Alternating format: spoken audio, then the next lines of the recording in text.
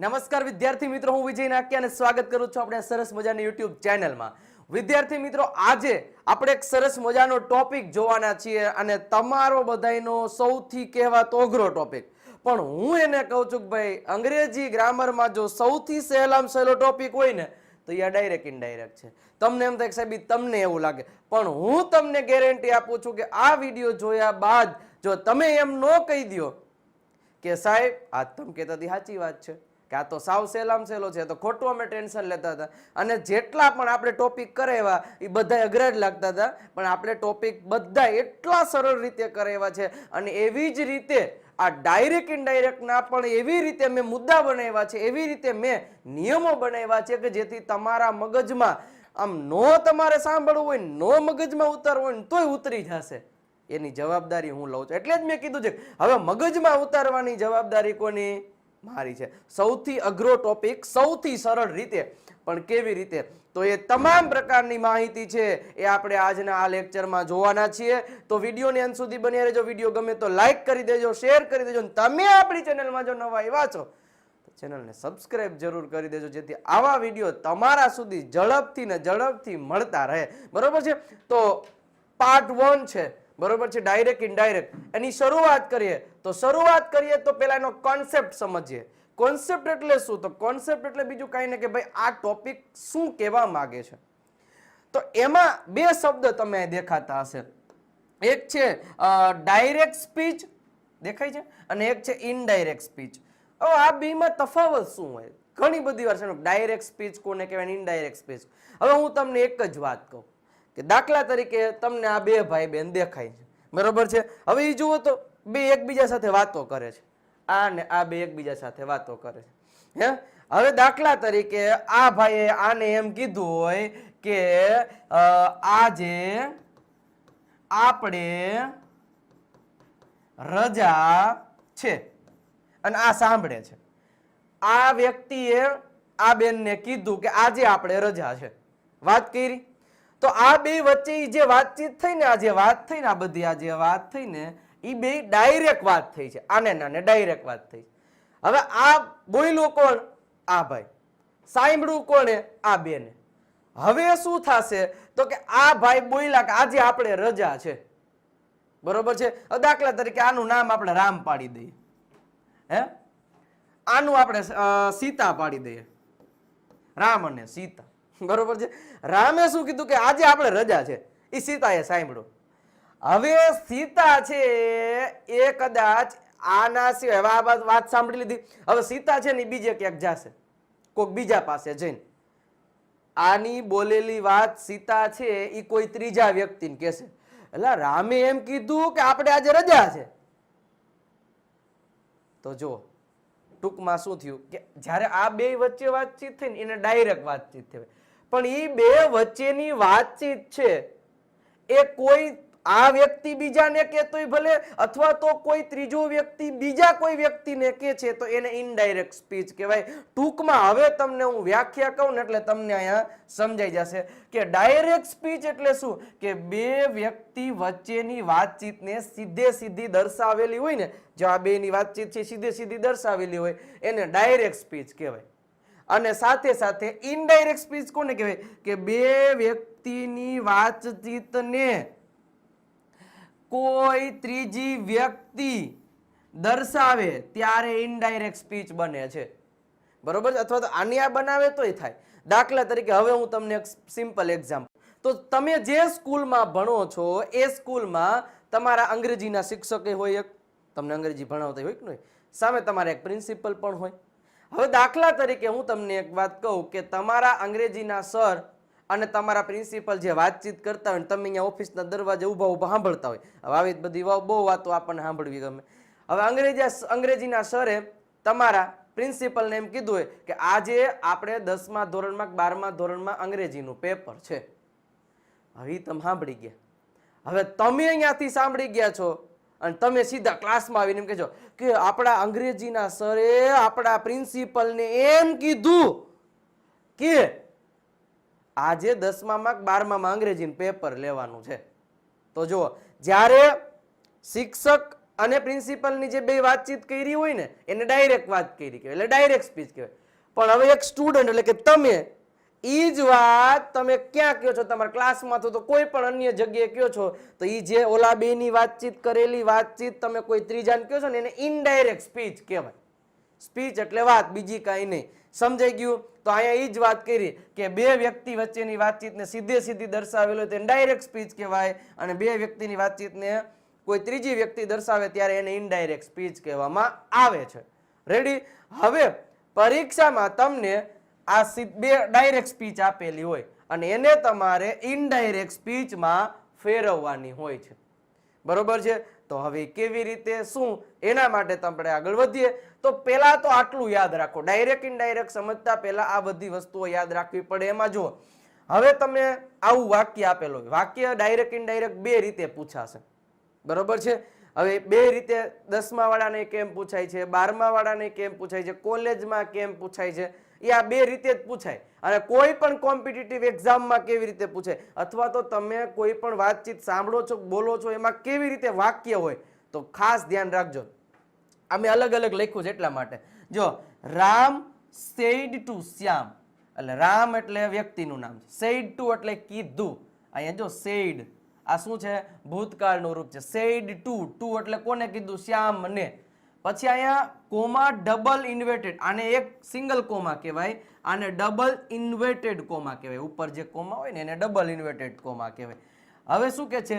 Rahul drinks water, રામે શ્યામને કીધું કે રાહુલ ડ્રિંક્સ વોટર, રાહુલ પાણી પીવે છે.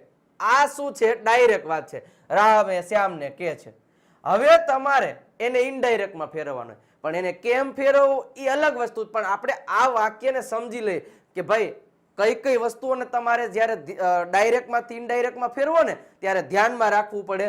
તો પહેલા સૌ પ્રથમ જે કોઈ આ વાક્ય બોલતું હોય ને એને બોલનાર કહેવાય. અહીંયા શું કીધું? રામે કીધું, એટલે રામ બોલતો થઈ ગયો, એટલે રામને શું કહેવાય? બોલનાર કહેવાય. અને બોલનારને અંગ્રેજીમાં શું કહેવાય? રિપોર્ટર કહેવાય. શું કહેવાય? રિપોર્ટર. અને એને આપણે શોર્ટકટમાં આર રાખશું કે ભાઈ જ્યારે પણ આપણે આના સિવાય પછી જ્યારે પ્રેક્ટિસ કરશું ત્યારે હું આને આર કહીશ. એટલે આ વસ્તુ ધ્યાન રાખ. સેડ ટુ ને શું કહેવાય ખબર? એને કહેવાય રિપોર્ટિંગ વર્બ કહેવાય.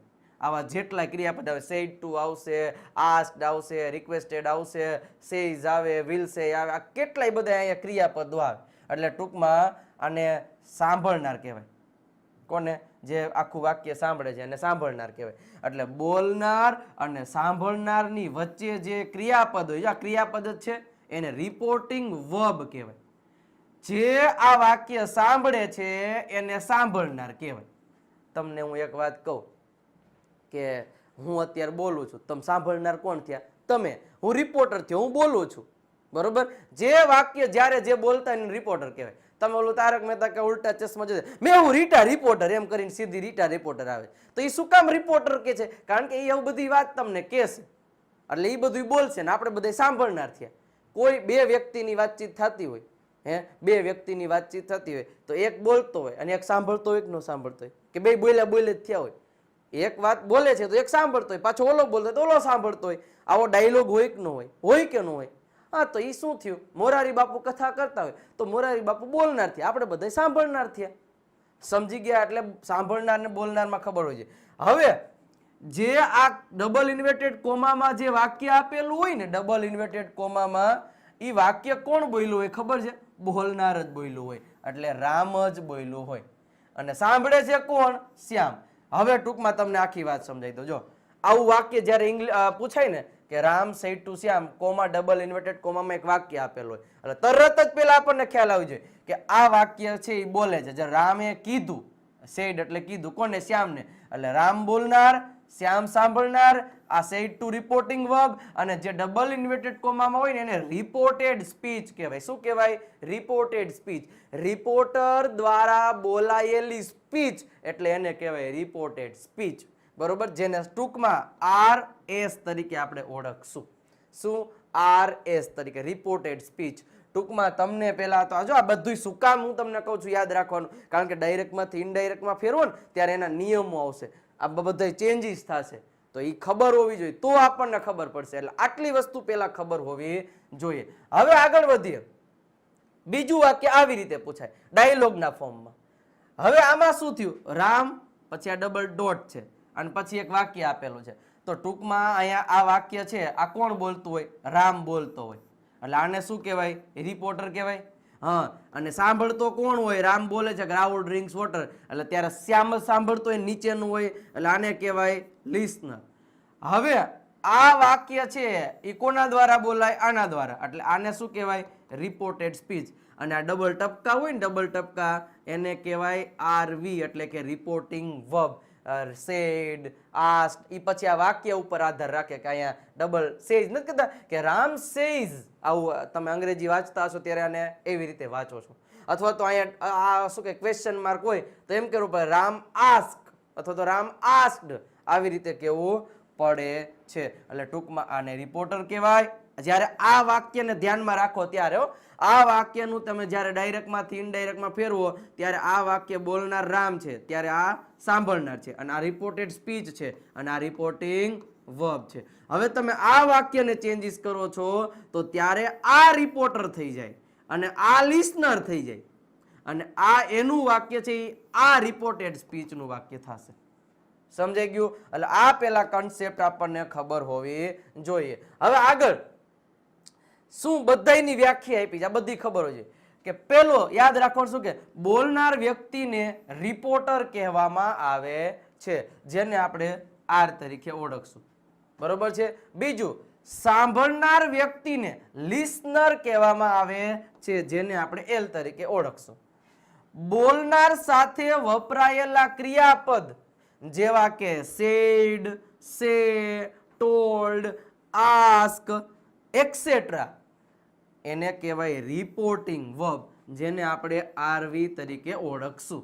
બરોબર. અને એના પછી અવતરણ ચિહ્નમાં, એટલે ઓલા ઇન્વર્ટેડ કોમામાં આપેલા વાક્યને રિપોર્ટેડ સ્પીચ એટલે કે આરએસ કહેવામાં આવે છે. આટલા નિયમો પહેલા તમને ખબર હોવી જોઈએ.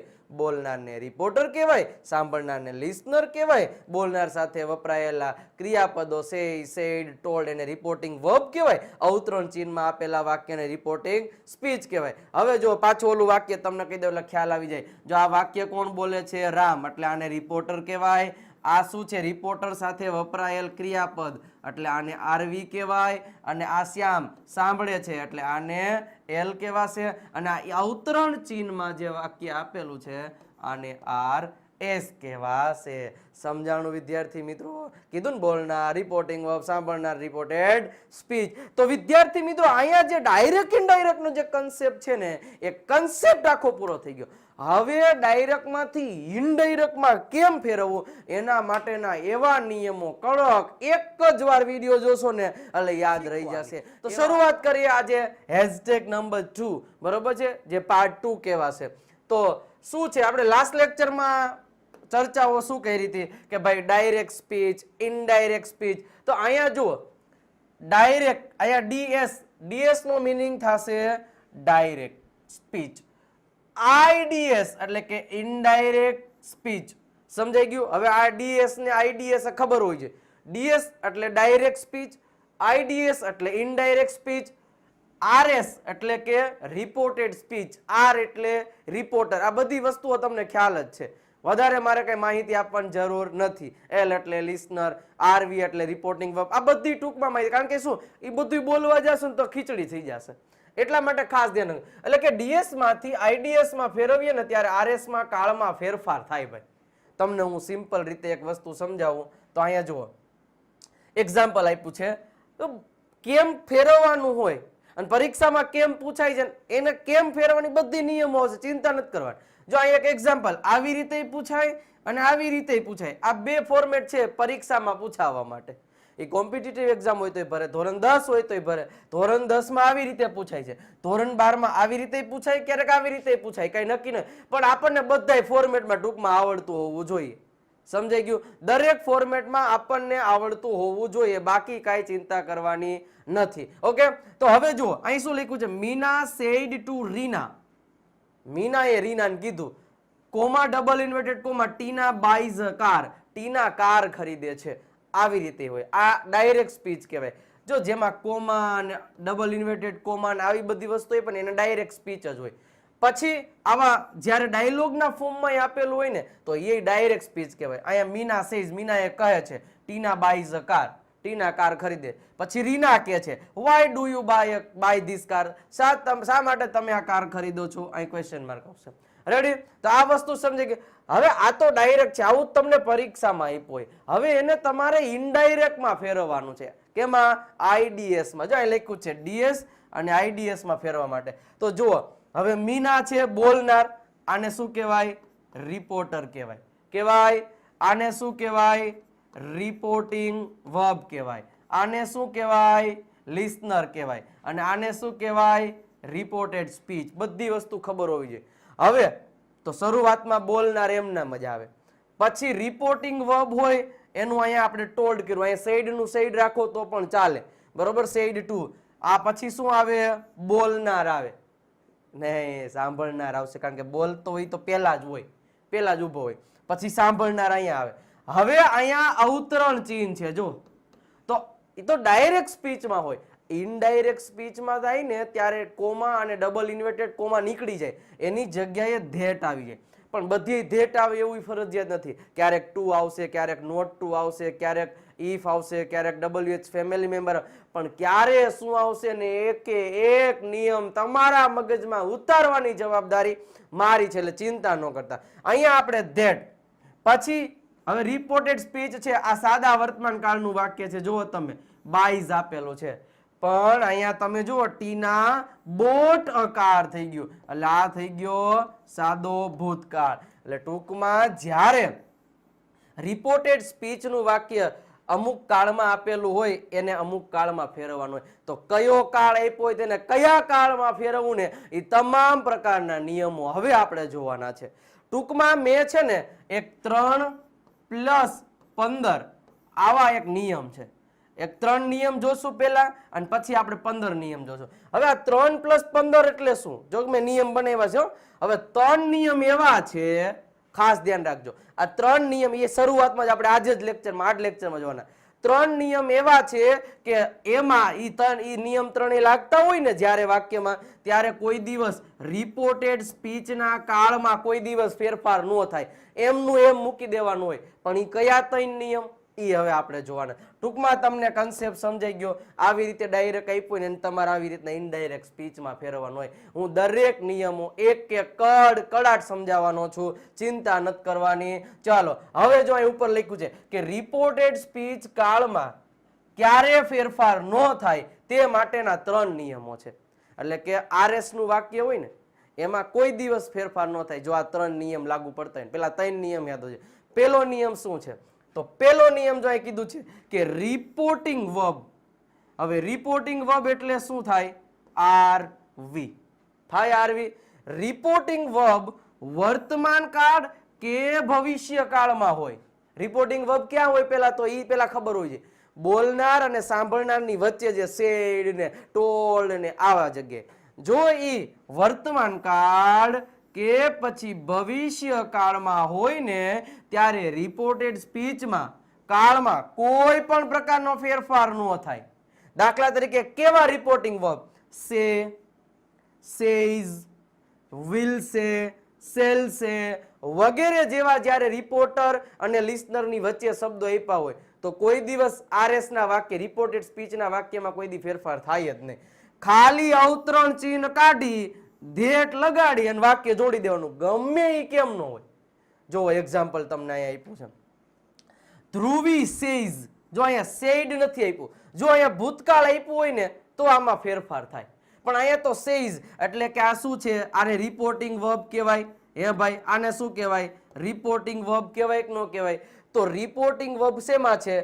વર્તમાન કાળ કે ભવિષ્ય કાળમાં હોય ને ત્યારે આમાં કોઈ દિવસ ફેરફાર ન થાય. એમ નામ જોડી દેવાનું. શું? ધ્રુવી સેઝ એમ નામ લખી નાખવાનું. પછી આ બે વાક્યને છે ને ધેટ થી જોડી દેવાનું. બીજું વાક્ય એમ નામ લખી નાખવાનું. પણ ક્યારે? જ્યારે અહીંયા વર્તમાન કાળ કે ભવિષ્ય કાળ હોય તો. જો સેડ આપેલું હોય તો આવું ન થાય. બરોબર છે. તો બીજું એક્ઝામ્પલ જો, હી વિલ સે, તો વિલ સે આવી ગયું એટલે કોઈ દિવસ આના કાળમાં ફેરફાર થશે નહીં. એટલે જો Mohan is a good boy છે તો he will say that Mohan is a good boy. That's it. વાર્તા પૂરી થઈ ગઈ. સમજાય છે શું કહું છું?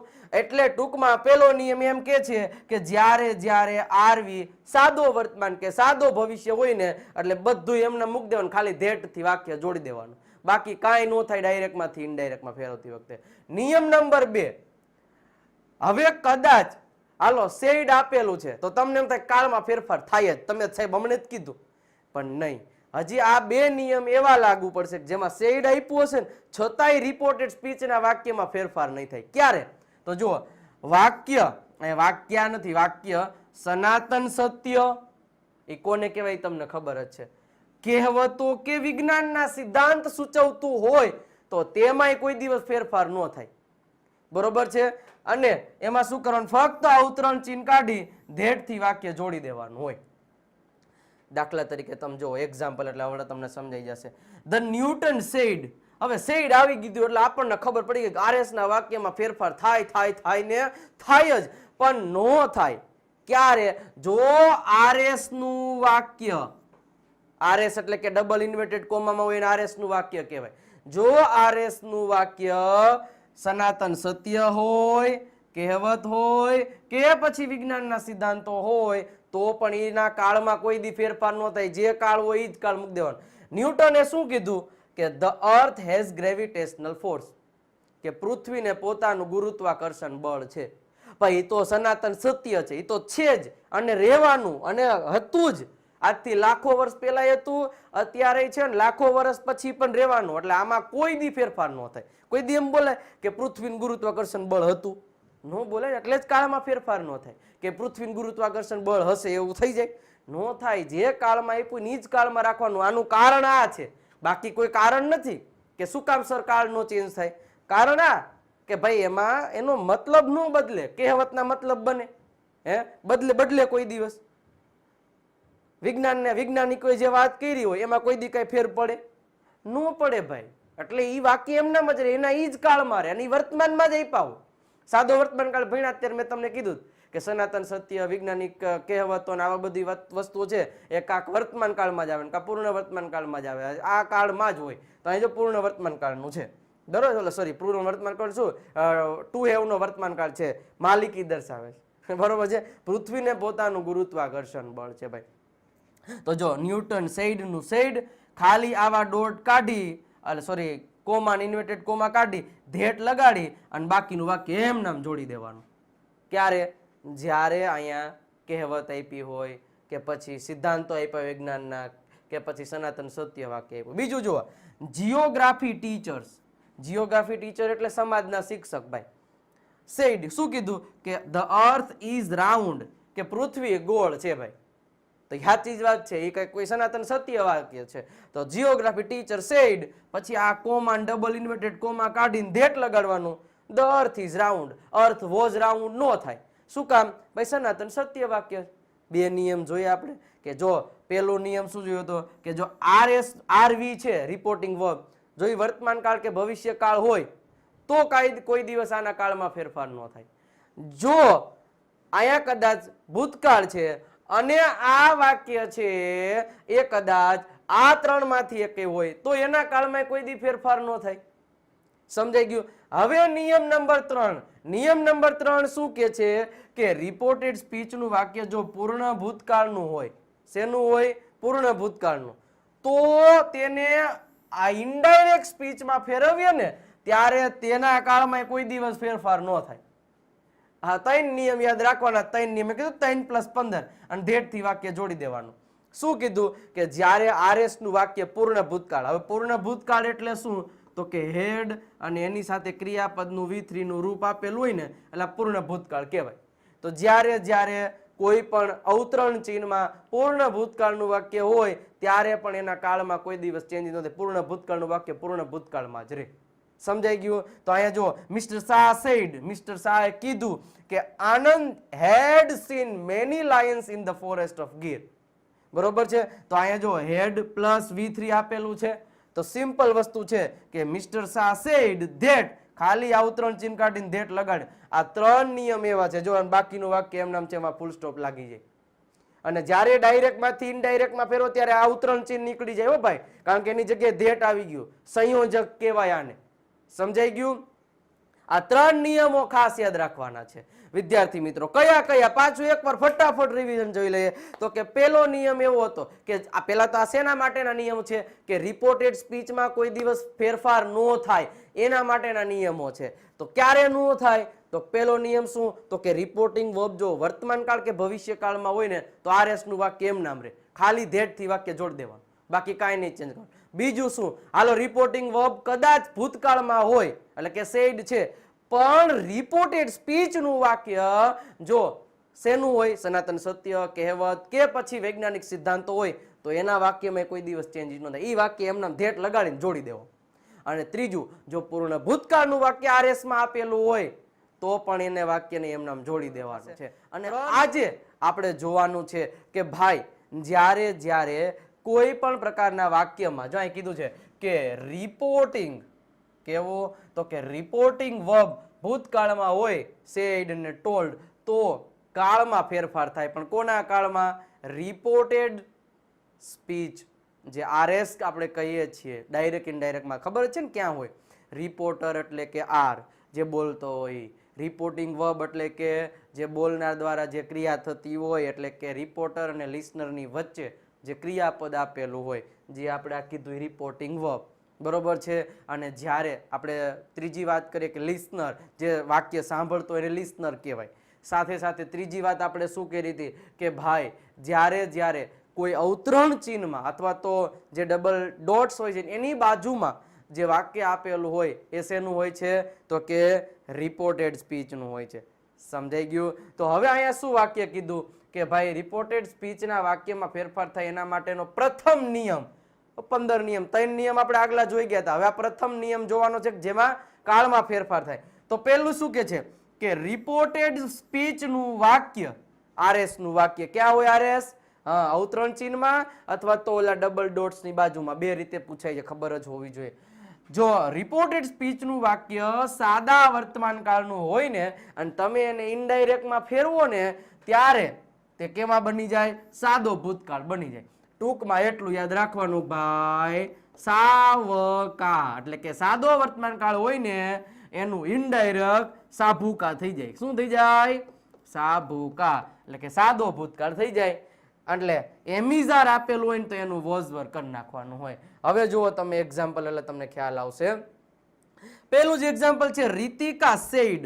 હવે જો અહીંયા પેલા ઓલા 3 નિયમ લાગુ પડે છે એ જોવાના, નથી લાગુ પડતો. જો અહીંયા તો પેલા સેડ આપેલું છે એટલે પેલો નિયમ ઓલા 3 માં નથી લાગુ પડતો. બીજું નૈતિક ઇઝ બીઝી. આ સનાતન સત્ય વાક્ય ભાઈ નૈતિક બીઝી છે નથી સનાતન. વૈજ્ઞાનિક કહેવતો છે ભાઈ નથી. તો આમાં કાળ બદલે. બરોબર છે? તો હવે આ કાળ કયો છે?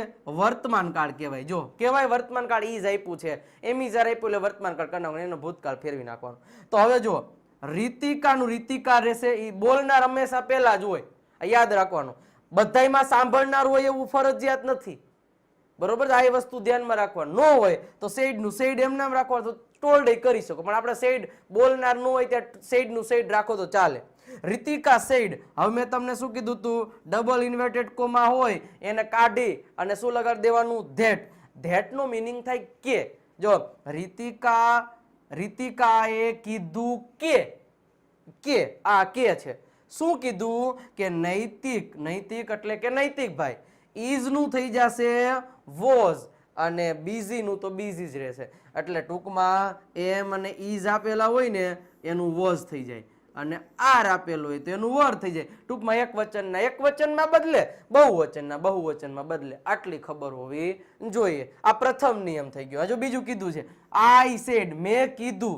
આઈ એમ વેરી બિઝી કે ભાઈ હું ખૂબ જ વ્યસ્ત છું. તો આઈ સેડ ધેટ, મેં કીધું કે આઈ વોઝ વેરી બિઝી. એમિઝાર નું ખાલી વોઝ વેર કરવાનું છે, બાકી કાંઈ નથી. એટલે પેલો નિયમ સમજાઈ ગયો કે જો RS નું વાક્ય સાદા વર્તમાન કાળનું હોય તો એને સાદા ભૂતકાળમાં ફેરવી નાખવાનું. એમિઝાર હોય તો એનું વોઝ વર કરી નાખવાનું. બરોબર? એમિઝ હોય તો વોઝ આર હોય તો વર. આટલું ધ્યાનમાં રાખવાનું. નિયમ નંબર 2 શું કે છે કે રિપોર્ટેડ સ્પીચનું વાક્ય જો ચાલુ વર્તમાન કાળનું હોય તો ઇનડાયરેક્ટમાં ફેરવો તો એ ચાલુ ભૂતકાળ થઈ જાય.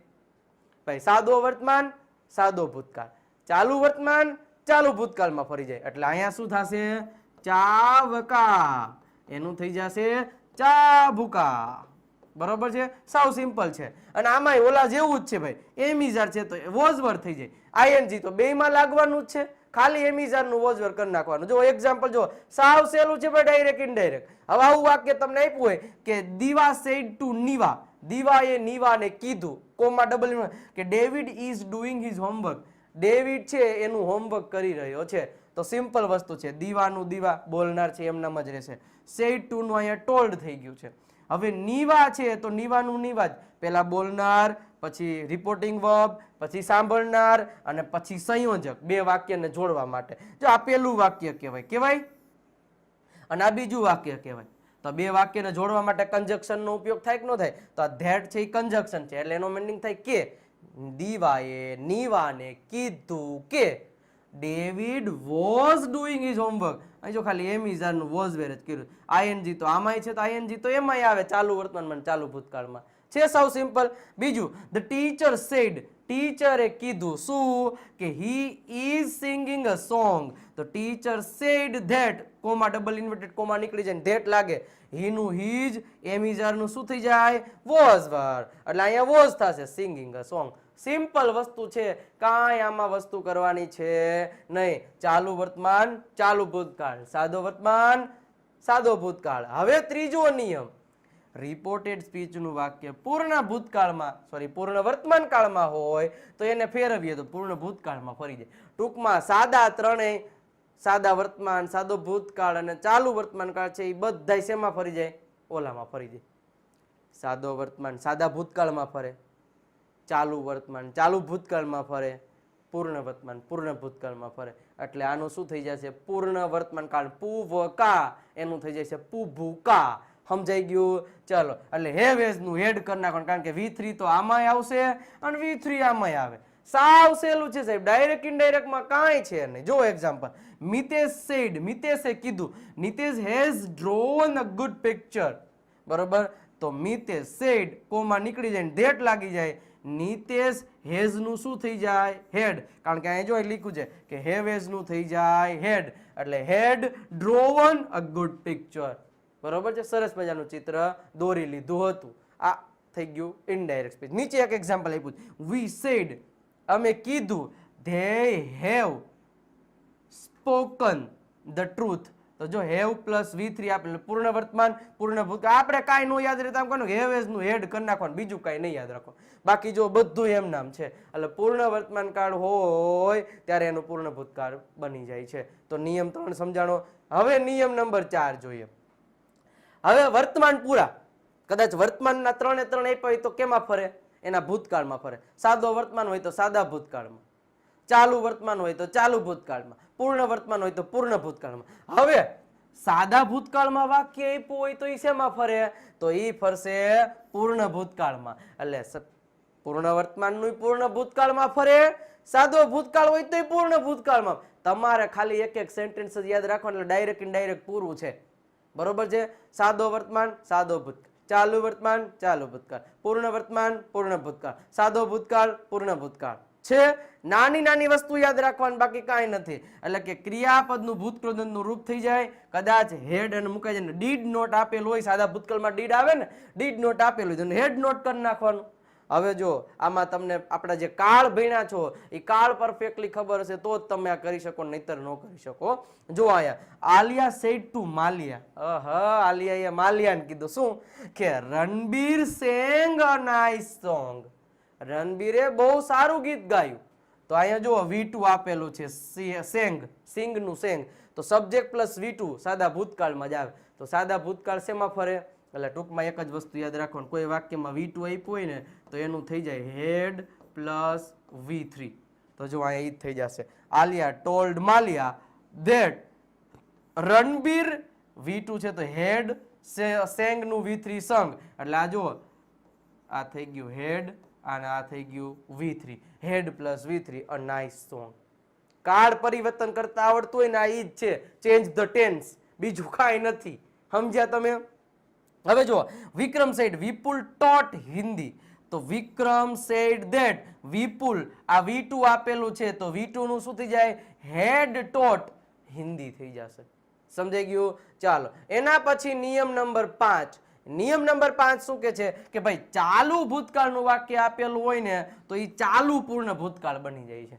એટલે ટૂંકમાં વોઝ વર વાળું વાક્ય હોય ને તો એનું હેડ બીન થઈ જાય. બરોબર? હેડ બીન પ્લસ V1 નું ING વાળું રૂપ. આ વસ્તુ યાદ રાખવાની. હવે જો એક્ઝામ્પલ તમને આપ્યું છે કે ધ પ્રિન્સિપલ સેડ, પ્રિન્સિપલે કીધું કે the boys were celebrating Ganesh Mahotsav. તો અહીંયા જો વર આપેલું છે અને એની સાથે ING. હવે જો આમાં ઘણા કેવું કરશે ખબર? ઘણા એવું કરે કે ભાઈ ચાલુ વર્તમાનમાંથી ચાલુ ભૂતકાળ ફેરો ને તો ચાલુ ભૂતકાળનું ચાલુ વર્તમાન કાળ કરી નાખે. નો ફરે કોઈ દિવસ. આ વસ્તુ એક દરેકે ધ્યાનમાં રાખવાની છે. આપણે ડાયરેક્ટ ઇનડાયરેક્ટ છે ને છકડો રિક્ષા જેવું છે, એમાં કોઈ દિવસ રિવર્સ ગેર જ ન હોય, રિવર્સ પડે જ નહીં. કોઈ દી આમાં રિવર્સ ગેર જ ન પડે. બાકી બધા રિવર્સ પડે, આમાં કોઈ દી એનું આમાં પાછું ન ફરે. સાદા વર્તમાનમાં પછી સાદો ભૂતકાળ થઈ ગયો, પછી સાદા ભૂતકાળ આપ્યો હોય પાછું સાદો વર્તમાન ન થાય, એ પૂર્ણ ભૂતકાળ, એ આગળ હેલું જાય. એટલે આ વસ્તુ દરેકે ધ્યાનમાં રાખવાની. બરોબર? એટલે હવે જુઓ, અહીંયા વોઝવર પ્લસ ING વાળું છે તો વોઝવર નું ખાલી હેડ બીન કરી નાખવાનું, કારણ કે ING તો આમાં એમ જ રહેવાનું છે. The principal said that the boys had been celebrating Ganesh મહોત્સવ. સમજાઈ ગયું? સાવ ઈઝી છે, આમાં કાંઈ નથી. અને છઠ્ઠો નિયમ જો ભાઈ, કેટલા કાળ થયા? વર્તમાન બધાય પૂરા થઈ ગયા, ભૂતકાળ પૂરા થઈ ગયા.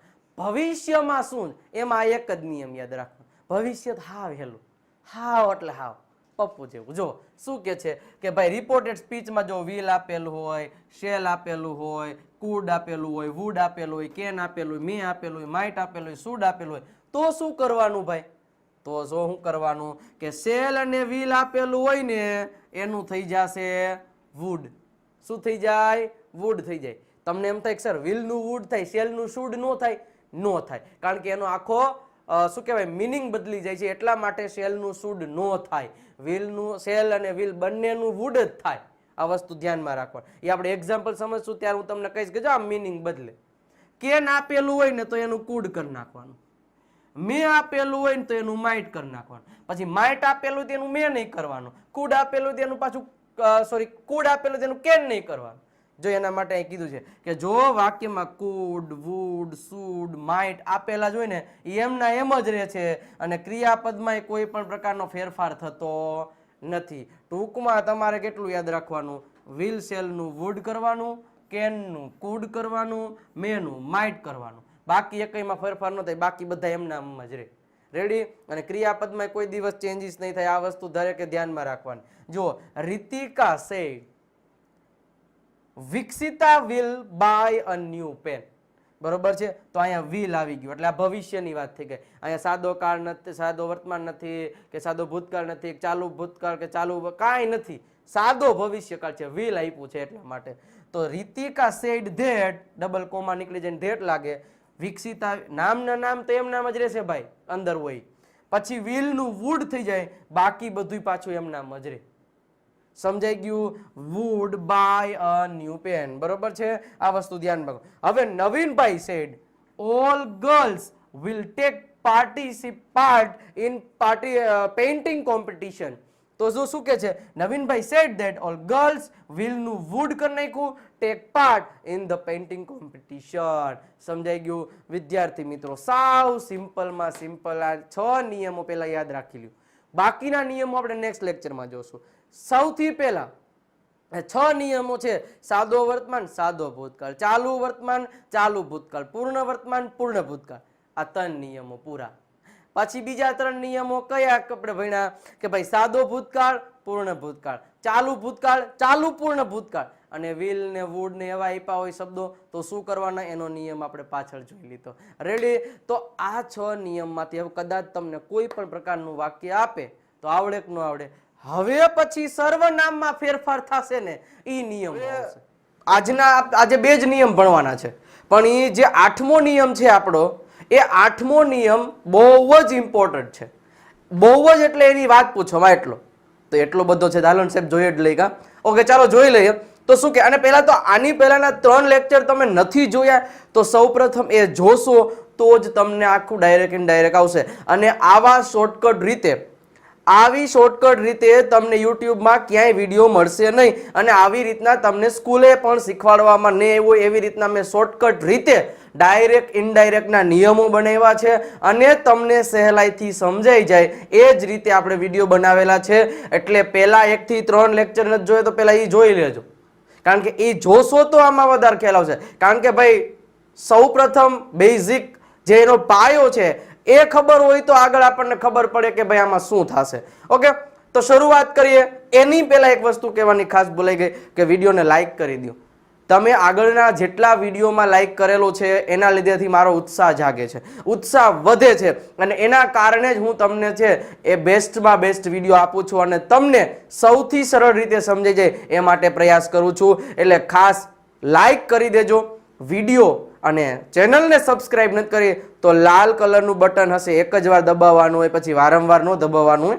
એટલે સબસ્ક્રાઇબ પણ કરી દેજો જેથી આવા નવા વિડીયો તમને વારંવાર મળતા રહે. બરોબર. હવે નિયમ નંબર 7 જોઈએ તો નિયમ નંબર 7 શું કહે છે કે રિપોર્ટેડ સ્પીચમાં સમય સૂચક શબ્દો, જો કાળ પરિવર્તન કરતા આપણે શીખી ગયા, પણ હવે સમય સૂચક શબ્દો એટલે સમય દર્શાવતા શબ્દો, યસ્ટરડે, ટુમોરો, પછી આવા બધા શબ્દો, બરોબર છે, ટુડે, આ શબ્દો છે એ જ્યારે ડાયરેક્ટમાં હોય ને અને એને ઇનડાયરેક્ટમાં ફેરવો ને તો એ શબ્દ બદલી જાય છે. તો કયો શબ્દ હોય આપણને ડાયરેક્ટમાં આપેલો અને ઇનડાયરેક્ટમાં ફેરવીએ ત્યારે કયો શબ્દ થઈ જાય એનું હું તમને કોષ્ટક આપી દઉં. સ્ક્રીનશોટ પાડ લેવાનો, લખી લેવાનું, આ બધા નિયમો લખતું જવાનું ભાઈ, બરોબર છે, જેથી કરી અને તમને સરળ રીતે જ્યારે વાંચો ત્યારે તમને ખ્યાલ આવી જાય. વપરાતા હોય તો નીચે મુજબ એમાં ફેરફાર કરવા ભાઈ. જો હવે તમને અહીંયા એક કોષ્ટક આપેલું છે સરસ મજાની રીતે. જો શું કે છે અહીંયા તમને ખ્યાલ કે કોઈ પણ વાક્યમાં ધીસ આપેલું હોય, જો ડાયરેક્ટમાં હોય તો એનું શું થઈ જશે, એનું થઈ જશે ધેટ. જ્યારે ડાયરેક્ટમાંથી ઇનડાયરેક્ટમાં ફેરવો તો ત્યારે ધેટ થઈ જશે. હમણાં એક્ઝામ્પલ આપીશ એટલે તમને ખ્યાલ આવે. અત્યારે તમારે એટલું યાદ રાખો. પણ વિદ્યાર્થી મિત્રો ક્યારેય ધેટ આપેલું હોય તો એનું પાછું ધીસ ન થાય. આ વસ્તુ ધ્યાનમાં રાખવાનું. અને એક વસ્તુ આમાં નિયમ એક જ યાદ રાખવાનો, મેં તમને આગળના લેક્ચરમાં કીધું હતું કે જેટલા ડાયરેક્ટ ઇનડાયરેક્ટમાં જેટલા નિયમો છે ને એ છકડા રિક્ષા જેવા છે. છકડો રિક્ષામાં કોઈ દિવસ પાછળનો ગેર ન હોય, બધા આગળના જ ગેર હોય, રિવર્સ ગેર આવે જ નહીં. તો આમાં સેમ રિવર્સ ગેર આવે જ નહીં ભાઈ. આમાંથી આ ચેન્જ થાય, બરોબર છે, આમાંથી આ ચેન્જ થાય પણ આમાંથી આ ચેન્જ ન થાય, બરોબર. એટલે આ વસ્તુ દરેકે ધ્યાનમાં રાખવાનું. ધીસ આપેલું હોય તો એનું ધેટ થાય, ધીઝ આપેલું હોય તો એનું ધોઝ થઈ જાય, હિયર આપેલું હોય એનું ધેર થઈ જાય, ડે અથવા તો ટુડે આપેલું હોય તો એનું ધેટ ડે થઈ જાય, ટુમોરો હોય તો ધ નેક્સ્ટ ડે થઈ જાય, પછી યસ્ટરડે હોય તો એનું બે થાય, તમે ગમે એ લખી શકો, ધ પ્રીવિયસ ડે અથવા તો ધ ડે બિફોર, પણ આપણે આ લખાય ભાઈ ધ પ્રીવિયસ ડે, પણ આ આપણને ખબર હોવી જોઈએ. એના પછી ધ નેક્સ્ટ વીક આપેલું હોય તો એનું થઈ જાય ધ ફોલોવિંગ વીક, પછી લાસ્ટ વીક હોય તો એનું પ્રીવિયસ વીક થઈ જાય, ટુ નાઇટ છે તો એનું ધેટ નાઇટ થઈ જાય, અગો છે તો એનું બિફોર થઈ જાય, નાવ છે તો એનું ધેન થઈ જાય. આ ચાલુ વર્તમાન કાળમાં વાક્ય આપ્યું હોય નાવ તો એનું ધેન કરી નાખવું, કમ હોય તો એનું ગો કરી નાખવાનું, બરોબર છે, દસ છે તો એનું સો થઈ જાય. આટલા શબ્દો યાદ રાખવાના. ઇનડાયરેક્ટમાં આટલા શબ્દો આપણને ખબર હોવી જોઈએ કે આવા શબ્દો છે તો સ્ક્રીનશોટ પાડ્યો મસ્ત મજાનું, બરોબર. અને આ પાકું કરી નાખવાનું કોષ્ટક કે કોઈ પણ જ્યારે રિપોર્ટેડ સ્પીચમાં આવો એક શબ્દ છે તો એનો શબ્દ શું બદલી જાય એ તમને ખબર હોવી જોઈએ. જો એક એક્ઝામ્પલ જોઈએ એટલે આપણને ખ્યાલ આવી જાય. અહીંયા લખ્યું છે કે mister Patel said Ritika will go Ahmedabad tomorrow. જો આપણને ખબર છે કે ભાઈ મિસ્ટર પટેલ છે અને આ રિપોર્ટેડ સ્પીચ કહેવાય. પહેલા આપણે લેક્ચરમાં જોઈ ગયા કે અવતરણ ચિહ્નમાં આપેલું વાક્ય છે અને રિપોર્ટેડ સ્પીચ કહેવામાં આવે છે. તો રિપોર્ટેડ સ્પીચમાં જ્યારે ડાયરેક્ટમાંથી તમે ઇનડાયરેક્ટમાં ફેરવો છો ને ત્યારે એના કાળમાં પરિવર્તન થાય.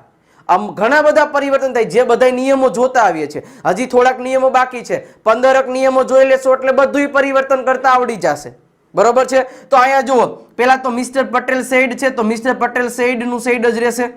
પછી અહીંયા કોમા અને અવતરણ ચિહ્ન છે એ નીકળી જશે ને એની જગ્યાએ શું આવી જાય ભાઈ, ધેટ આવી જશે. આવી જાય કે ન આવી જાય? રીતિકા છે તો રીતિકાનું તો રીતિકા જ રહેશે, બરોબર છે. હવે વ્હીલનું શું થઈ જાય? વ્હીલનું આપણે જોયું હતું કે શેલ અને વ્હીલ આપેલું હોય તો એનું થઈ જશે વુડ. થઈ જાય ભાઈ વુડ, હે થઈ જાય કે ન થઈ જાય? અને પછી જો can, could, should, would, may, must, might, ઘણા બધાનો આપણે આખો આગળનો નિયમ જોઈ લીધો હતો. કેન હોય તો એનું કુડ થઈ જાય, વ્હીલ અથવા શેલ હોય તો એનું શુડ વુડ થઈ જાય. પછી શેલ નું શુડ નો થાય, શું કામ નો થાય એ આપણે આગળ વાત કરી હતી. પછી કોઈ દી વુડ આપ્યું હોય તો એનું પાછું વ્હીલ નહીં કરી નાખવાનું, કારણ કે છકડા रिक्शा में रिवर्स गियर नहीं होता है, ये मालूम रखने का, એટલે કभी વાંધા નહીં પડતા है इसमें. ઓકે, પછી વ્હીલ કે વુડ હોય એના પછી ક્રિયાપદનું મૂળ રૂપ જ રહે, એટલે અહીંયા ગો નું ગો જ રહેશે. Go to Ahmedabad. હવે અહીંયા ટુમોરો છે તો ટુમોરો નું આપણે હમણાં જ જોયું ભાઈ કે ટુમોરો નું શું થઈ જાય? તો ધ નેક્સ્ટ ડે થઈ ગયું. જોયું? તો જો મિસ્ટર પટેલ, સેડ નું સેડ, અવતરણ ચિહ્ન નીકળી ગયું, એનું ધેટ થઈ ગયું. રીતિકા નું રીતિકા. અહીંયા વ્હીલ નું વ્હીલ નો રે, અહીંયા વ્હીલ નું થઈ જશે વુડ. ગો ટુ અહેમદાબાદ, અહીંયા ટુમોરો નું ટુમોરો નો રે, એટલે અહીંયા શું થઈ ગયું? The next day. બરોબર છે. અહીંયા કોઈ પણ વાક્યમાં ઘણીવાર એવું થશે, દાખલા તરીકે હાલો આવું જ વાક્ય હોય કે mister Patel said this is a book, આવું વાક્ય છે તો આપણે આનું ફેરવવાનું થાય તો મિસ્ટર પટેલ ધેટ, આવી રીતના જ આપણે કરીએ. મિસ્ટર પટેલ સેડ નું આપણે કરી નાખ્યું અહીંયા ધેટ, સેડ નું સેડ રાખી શકો ધેટ. હવે આ ધીસ છે તો ધીસ નું શું થઈ જાય? ધેટ થઈ જાય. તો અહીંયા આવશે પાછું ધેટ. ઇઝ નું શું થઈ જાય? ભૂતકાળ. વોઝ અ બુક નું તો અ બુક જ રહેશે. તમને એમ થાય કે સાહેબ અહીંયા બે વાર ઉપરા ઉપરી ધેટ આવે? હા આવે, કારણ કે આ તો સંયોજક છે બે વાક્યને જોડવા માટે. સેડ નું ધેટ કે અહીંયા જે સેડ આવશે, સોરી, બરોબર છે. અહીંયા બે વાક્યને જોડવા માટે ધેટ નો ઉપયોગ કર્યો છે, અને આ ધેટ છે એ તો આ ધીસ નું કરેલ છે, બરોબર છે. એટલે mister Patel said that was a book, આવી રીતે થઈ જશે. સમજાઈ ગયું? એટલે આ સેડ આપણે ભૂલી ગયા હતા એ પાછું અહીંયા રાખી દીધું છે, અને આ ધેટ છે એ બે વાક્યને જોડવા માટે સંયોજક વપરાણું, અને આ ધેટ છે એ આ ધીસ નું થયું છે. સમજાઈ ગયું? સાવ સિમ્પલ છે, નોર્મલ વાક્ય છે. ચાલો હવે 8મો નિયમ સૌથી ઇમ્પોર્ટન્ટ છે. આ નિયમમાંથી પરીક્ષામાં પૂછાશે. જો લખવું હોય ત્યાં લખી લ્યો, કારણ કે આ નિયમ સર્વનામમાં ફેરફાર છે, અને આ નિયમ પરફેક્ટલી સમજાઈ ગયો એટલે ડાયરેક્ટ ઇન ડાયરેક્ટમાં તમારે આંખ બંધ કરીને 4 માર્ક પૂછાય તો 4 માર્ક, 6 માર્કનું પૂછાય તો 6 માર્ક, 3 માર્કનું પૂછાતું હોય તો 3 માર્ક, જેટલા માર્કનું પૂછાતું હોય ને બધું રોકડું. જો સરસ મજાની રીતે કે રિપોર્ટેડ સ્પીચમાં આવતા સર્વનામો. સર્વનામો એટલે શું? આઈ, મી, માય, વી, અસ, અવર, આ બધા આખું કોષ્ટક ખબર છે ને? સર્વનામ કોને કહેવાય એની વાત આપણે કરી દીધી છે. નામની બદલે વપરાતો શબ્દ આઈ છે એ સર્વનામ છે. હી, શી, ઇટ આ બધા સર્વનામ કહેવાય. તો આખું કોષ્ટક હમણાં તમને શીખવાડું જ છું, એને સર્વનામ કહેવાય. તો એ સર્વનામમાં ફેરફાર થાય. કેવી રીતે શું? ચિંતા ન કરો, હમણાં સમજાઈ જશે. હવે સર્વનામો તે બોલનાર છે કે સાંભળનાર છે એ માટે વપરાયેલો હોય તેની વિભક્તિ પ્રમાણે ફેરફાર થાય. કેવી રીતે એ હમણાં સમજાઈ જશે. જુઓ, સૌ પ્રથમ આ સર્વનામ એટલે જે વાક્યમાં સર્વનામ આપેલું હોય એ બોલનાર માટે છે કે પછી સાંભળનાર માટે છે એ નક્કી કરવાનું. બંનેની સમાન વિભક્તિ હોય તો કઈ ફેરફાર ન થાય ભાઈ. બોલનાર છે એ બંને છોકરીઓ હોય અથવા તો બંને ભાઈ હોય તો પછી ફેરફાર બહુ જાજા થતા નથી, નહીતર થોડુંક વધારે ધ્યાન રાખવું પડે છે. હમણે બધું આખું વાક્ય સેન્ટેન્સ સમજાવીશ ત્યારે જ તમને સમજાશે, બરોબર છે. હવે અથવા બોલનાર કે સાંભળનાર સિવાયના સર્વનામની વાત થતી હોય તો તેમાં કોઈ પણ પ્રકારનો ફેરફાર થતો નથી, પરંતુ બોલનાર કે સાંભળનાર માટે સર્વનામ વપરાય ત્યારે તેની વિભક્તિ પ્રમાણે ફેરફાર જરૂર કરવો. કાંઈ ન સમજાણું? રહેવા દો. હવે જુઓ, હવે આ જુઓ, આ કોષ્ટક તમને બધાને દેખાય છે. આ કોષ્ટક સ્ટુડન્ટ્સ પાકું કરવાનું છે. આ તમને ખબર છે મેથ્સમાં તમે બધા ઓલું સાઇન થીટા ને કોસ થીટાનું ઓલું આખું એક આવે છે, સાઇન 30 ની કિંમત શું થાય, સાઇન 60 ની કિંમત શું થાય. આ કોષ્ટક તમારે બધે પરીક્ષા દેવા જાવ તો કેમ લખી નાખો છો રફ પેજમાં પાછળ? આ એવું જ કોષ્ટક છે. અને આ કોષ્ટકમાંથી કેટલું બધું પૂછાય. જો change the gender, change the tense પૂછાય, પછી change the singular to plural પૂછાણું હોય, બરોબર છે. આ બધામાં આનો ઉપયોગ થશે. એક્ટિવ પેસિવમાં પણ આ કોષ્ટકનો ઉપયોગ થાય છે. તો આનું આઈનું મી થઈ જાય, વીનું અસ થઈ જાય. એટલે આ કોષ્ટક તમારે ત્યાં પેપર દેવા જાવ ને, રફ પેજ પાછળ બનાવી નખાય. એવું નહીં ગણિતમાં રફ પેજ જ બને, ઇંગ્લિશમાં નો બને. બનાવી નાખવાનું, ઉપર રફ પેજ કરી નાખી આખું લખી નાખવાનું, એટલે સૌથી સહેલું પડે. હવે જુઓ આખું કોષ્ટક શું કહેવા માંગે છે, આખું તમને એક્સપ્લેન કરી દો, બરોબર. થોડીક કેવી વાર લાગશે, બહુ નહીં લાગે. હવે જુઓ અહીંયા લખ્યું છે ફર્સ્ટ પર્સન, પછી એમાં કર્તા વિભક્તિ, આને કર્મ વિભક્તિ કહે છે. આખી લાઈન છે, આને શું કહેવાય? કર્તા વિભક્તિ. કર્તા વિભક્તિ કોને કહેવાય? કર્તાના સ્થાને જે સર્વનામ, આ બધા પહેલા તો સર્વનામ છે, આના સિવાય વધારાના સર્વનામ નથી, બરોબર છે. કર્તા વિભક્તિ. હવે જુઓ આ શું કહેવાય? સર્વનામ. એટલે આ સર્વનામ એટલે કર્તા વિભક્તિના વાત છે. આ બધાય કર્મ વિભક્તિના છે. અને આ બે લાઈન છે ને, બે લાઈન, એ બંને લાઈન છે એ સંબંધક વિભક્તિના છે, બરોબર છે. આ જેટલું આખું કોષ્ટક છે એ આખું કોષ્ટક તમને લખતા આવડી જાય, બરોબર છે. અને આડું ઊભું બંને ખબર હોવી જોઈએ ભાઈ. હવે એમાં વાત જો અહીંથી તમને હું લાઈન ગાળ દઉં કે ભાઈ અહીંથી જે આ ઉપરની લાઈન છે ને, આ ઉપરની લાઈન, બરોબર છે, આ ફર્સ્ટ પર્સન માટેની છે, એટલે કે પ્રથમ પુરુષ. પછીની બે લાઈન છે, આ યુ વાળી લાઈન છે, બરોબર છે, ઈ કઈ લાઈન છે? તો કે એ બંને છે બીજા પુરુષની. અને બાકીના ત્રણેય લાઈન વધ્યા એને આ ચારે ચાર લાઈન છે, આને કહેવાય થર્ડ પર્સન, એટલે કે ત્રીજો પુરુષ. હવે ત્રીજા પુરુષમાં એની વાત આપણે છેલ્લે કરશું, પણ પેલા આ બંનેની વાત કરી લઈ. હવે જુઓ પ્રથમ પુરુષ છે, આખી લાઈન. પ્રથમ પુરુષને શું કહેવાય? બોલનાર કહેવાય. શું કહેવાય? બોલનાર. પ્રથમ પુરુષ હંમેશા બોલતા જ હોય, આ વસ્તુ યાદ રાખવાનું. આની મેં ડિટેલ આગળના લેક્ચરમાં વાત કરી છે, બરોબર છે, એ તમે જોઈ લેજો, બરોબર. પણ તોય છતાંય હું હમણાં પાછું એક્સપ્લેનેશન આપી દઈશ. સેકન્ડ પર્સન હંમેશા એને સાંભળનાર કહેવાય. શું કહેવાય? સાંભળનાર. આટલું યાદ રાખો. પેલા પ્રથમ પુરુષ બોલનાર, પેલો પુરુષ હંમેશા બોલતો હોય. જો અત્યારે હું એમ કહું છું કે હું વિજય છું, હું શિક્ષક છું, હું તમને અંગ્રેજી ભણાવું છું, તો જો હું બોલું છું એટલે હું કહું છું, તો હું એટલે આઈ, કારણ કે હું એકલો છું. અહીંયા મારા સાથે બે ત્રણ શિક્ષકો હોય તો અમે એમ કહીએ અમે શિક્ષકો છીએ, અમે તમને અંગ્રેજી ભણાવીએ છીએ. તો અમે જ્યાં ઊભા છીએ એ બધાય પ્રથમ પુરુષ થયા, કારણ કે અમે બધાય બોલીએ છીએ, એટલે એ પ્રથમ પુરુષ બહુવચન થઈ ગયું. થઈ ગયું. આ પ્રથમ પુરુષ એક વચન થઈ ગયું. સેમ વસ્તુ કર્મ વિભક્તિ છે, સેમ વસ્તુ સંબંધક વિભક્તિ છે. આ વસ્તુ ધ્યાનમાં રાખવાની રહેશે. હવે જુઓ બોલનાર અને સાંભળનાર, અને આ છે આ બિચારાઓની બધી વાતો જ થતી હોય, બરોબર છે. આ બિચારાઓની બધી વાતો જ થતી હોય. તમને છે ને મેં એક લેક્ચર નીચે મૂક્યો છે, આ કોષ્ટક છે ને, આ કોષ્ટક એની એક સરસ મજાની કહાની સાથે, એ એક લેક્ચર જોઈ લ્યો.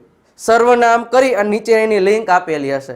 એ લિંક આખું કોષ્ટક મેં એકદમ સિમ્પલ વેમાં સમજાવેલું છે, બરોબર. એમાં તમને મેં આ બે વિભક્તિ વધારે સમજાવેલી છે. આટલું તો એટલું સમજી લેશો એટલે તમને ખ્યાલ આવી જશે કે કેવા શું માગે છે, બરોબર છે. એ લેક્ચર જોઈ લેશો એટલે ખ્યાલ આવી જશે. બાકી આમાં તમને ત્યારે વધારે ખ્યાલ આવશે નહીં. અને એ બધું એક્સપ્લેનેશન આપવા જઈશ તો લેક્ચર બહુ મોટો થઈ જશે.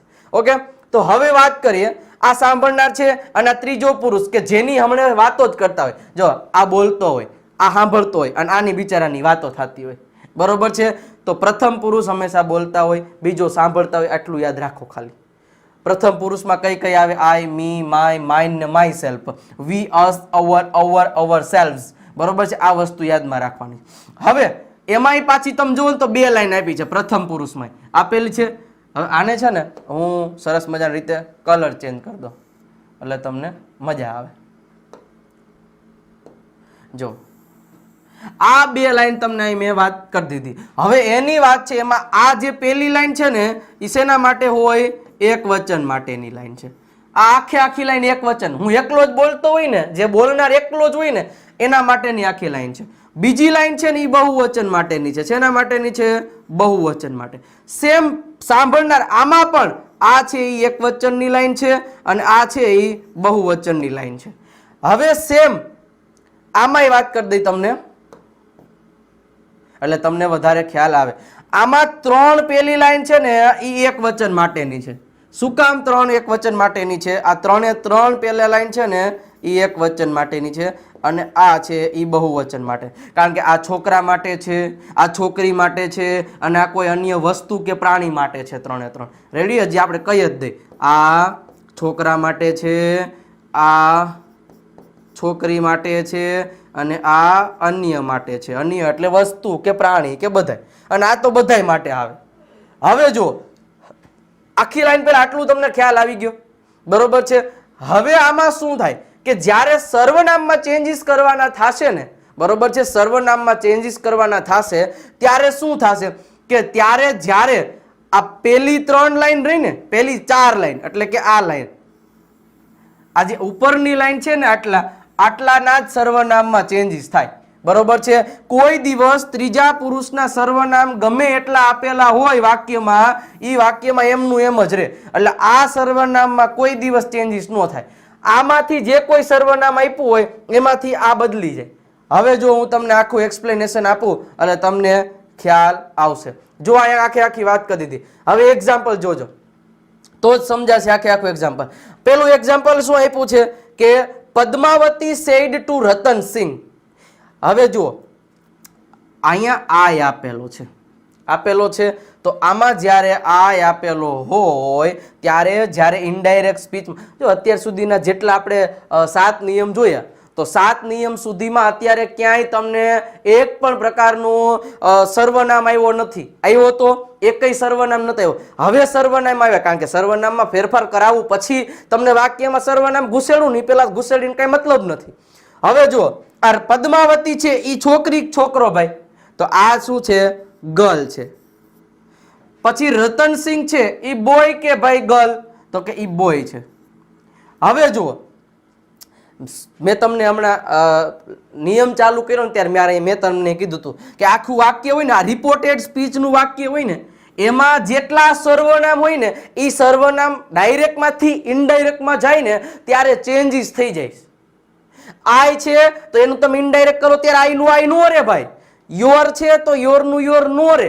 એ ચેન્જીસ થઈ જાય. પણ એ કેમ કરવું એના માટે આ જોવાનું છે.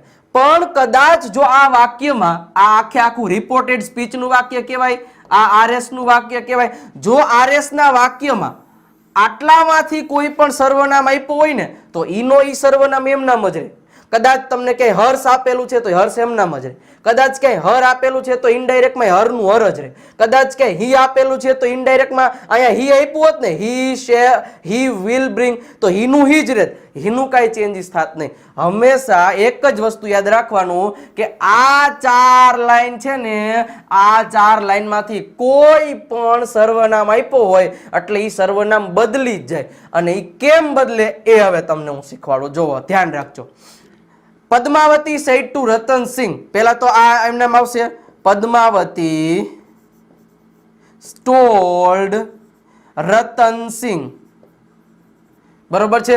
હવે બે વાક્યને જોડવા માટે આપણે અહીંયા ધેટ મૂકી દેશું. હવે જુઓ આ આય છે એ બોલનાર માટે વપરાણો છે કે સાંભળનાર માટે વપરાણો છે એ જોવાનું. હવે જો અહીંયા શું કે છે?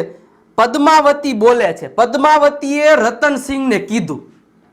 પદ્માવતીએ રતનસિંહને કીધું એટલે બોલે છે કોણ? વાત કોણ કરે છે? બોલવાની ક્રિયા કોના દ્વારા થાય છે? ભાઈ પદ્માવતી દ્વારા. એટલે આ છે એ બોલનાર છે. પદ્માવતી બોલનાર છે. અને આ વાક્યમાં સાંભળનાર કોણ છે? સાંભળે છે કોણ? રતનસિંહ. એટલે આ થઈ ગયું સાંભળનાર. થઈ ગયું. તો પેલા બે વસ્તુ ખબર પડી કે કોણ વાક્યમાં કયું વાક્ય બોલે છે અને કોણ સાંભળે, એ પેલા ખબર હોવી જોઈએ. એટલે પદ્માવતી બોલે છે અને રતનસિંહ સાંભળે છે. તો હંમેશા એક વસ્તુ યાદ રાખજો. મેં તમને શું કીધું હતું કે આ જે છે પ્રથમ પુરુષ, આ પ્રથમ પુરુષ છે એ શું કહેવાય? બોલનાર કહેવાય. આ બંને લાઈન હોય ને એ હંમેશા બોલનાર પ્રમાણે ફેરફાર થાય અને આ બંને લાઈન છે એ હંમેશા સાંભળનાર પ્રમાણે ફેરફાર થાય. તો હવે જો અહીંયા આય છે તો આય શેમાં છે? અહીંયા આય, તો કે આય છે એ બોલનાર પ્રમાણે ફેરફાર થાય. તો આ બોલે છે કોણ? પદ્માવતી. જો આ પદ્માવતી જ કે છે આઈ શેલ, હું લઈ આવીશ. બરોબર, બ્રિંગ એટલે લઈ આવીશ. યોર બુક, તમારી બુક. તો આ યોર છે એ કોના માટે વપરાણું? રતનસિંહ માટે. રતનસિંહને કે છે તમારી બુક હું લઈ આવીશ. સમજાઈ ગયું? તો આઈ છે એ કોના પ્રમાણે ફેરફાર થશે? પદ્માવતી પ્રમાણે. તો હવે જો આઈ અહીંયા આપેલો છે, હવે આઈ માં આ કોણ છે? પદ્માવતી છોકરી છે.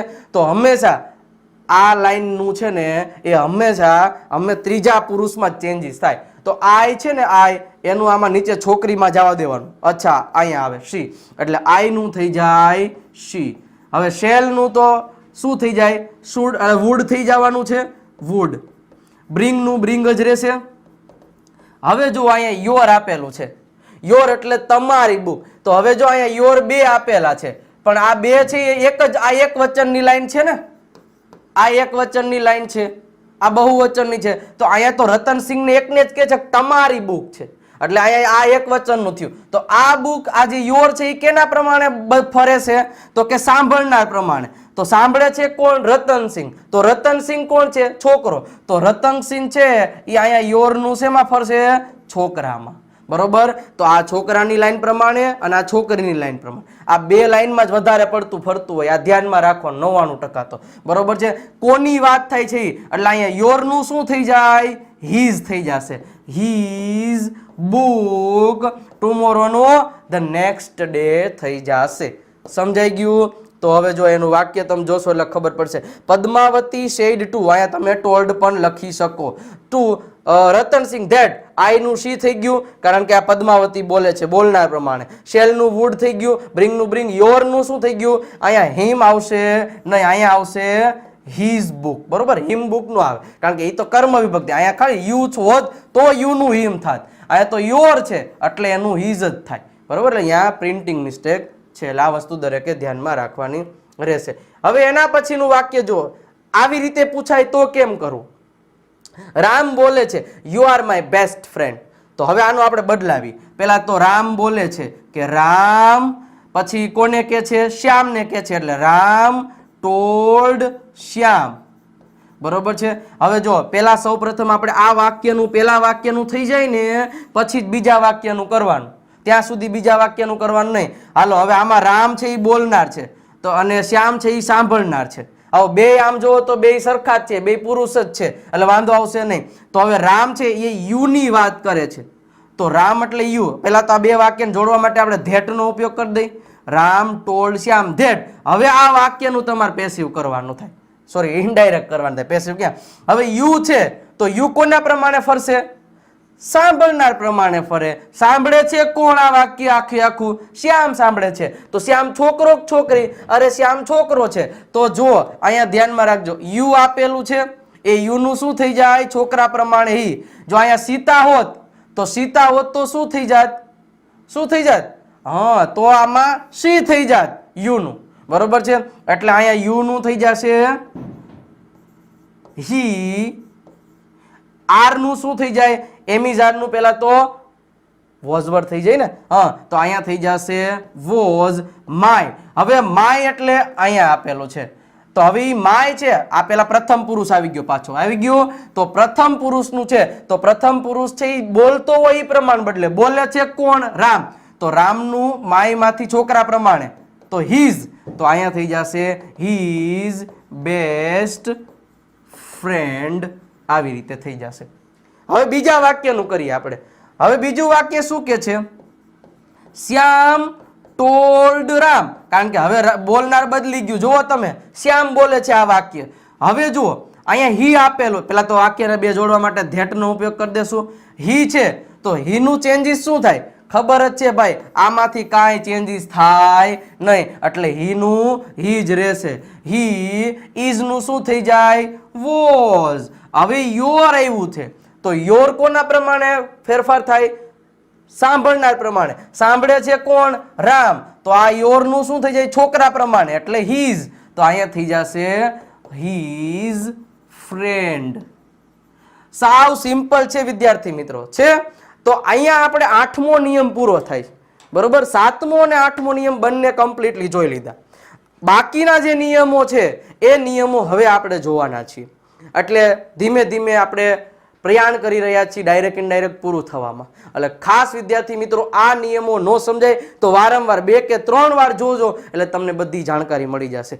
વિડીયોને લાઈક કરી દેજો, ચેનલ સબસ્ક્રાઇબ કરી દેજો જેથી કરીને આવા નવા વિડીયો તમને વારંવાર મળતા રહે. જે ટોપિક છે એ 4 ટોપિક જોઈ લેશો ત્યારબાદ જ તમને ખબર પડશે કે ભાઈ હવે શું કરવાનું છે. ઓકે, તો શરૂઆત કરીએ. એની પહેલા વિડીયોને લાઈક કરી દેજો, વિડીયોને શેર કરવાનું ભૂલતા નહીં અને આપણી ચેનલને જે તમે સબસ્ક્રાઇબ નથી કરી વિદ્યાર્થી મિત્રો તો સબસ્ક્રાઇબ કરી દેજો જેથી કરી અને આવા નવા વિડીયો છે એ તમને મળતા રહે, તમને પણ હેલ્પ થતી રહે. કોઈ પણ ટોપિક છે એ ક્લિયર થતો રહે. આપણે આખું ગ્રામર મૂકી દીધું છે, સ્પોકન ઇંગ્લિશ આખું મૂકી દીધું છે, નીચે ડિસ્ક્રિપ્શન બોક્સમાં લિંક મૂકી દીધી છે. એ તમામ વિડીયો જોઈ લેશો એટલે તમને ક્લિયર થઈ જશે. ઓકે, શરૂઆત કરીએ. તો શરૂઆત રૂલ નંબર 9 થી કરીશું. 8 નિયમ આપણે જોઈ ગયા હતા. હવે 9માં અત્યાર સુધી હકાર વાક્ય અને નકાર વાક્યનું આપણે બધું પૂરું કરી ગયા. હવે આપણે જોવાનું છે પ્રશ્નાર્થ વાક્ય. તો પ્રશ્નાર્થ વાક્યમાં શું યાદ રાખવાનું છે સ્ટુડન્ટ્સ કે એક જ વસ્તુ યાદ રાખવાની છે. જો પ્રશ્નાર્થ પછી 2 પ્રકારના હોય, બરોબર છે. એક કહી દઉં કે WH ફેમિલી મેમ્બર અને એક છે નોન WH.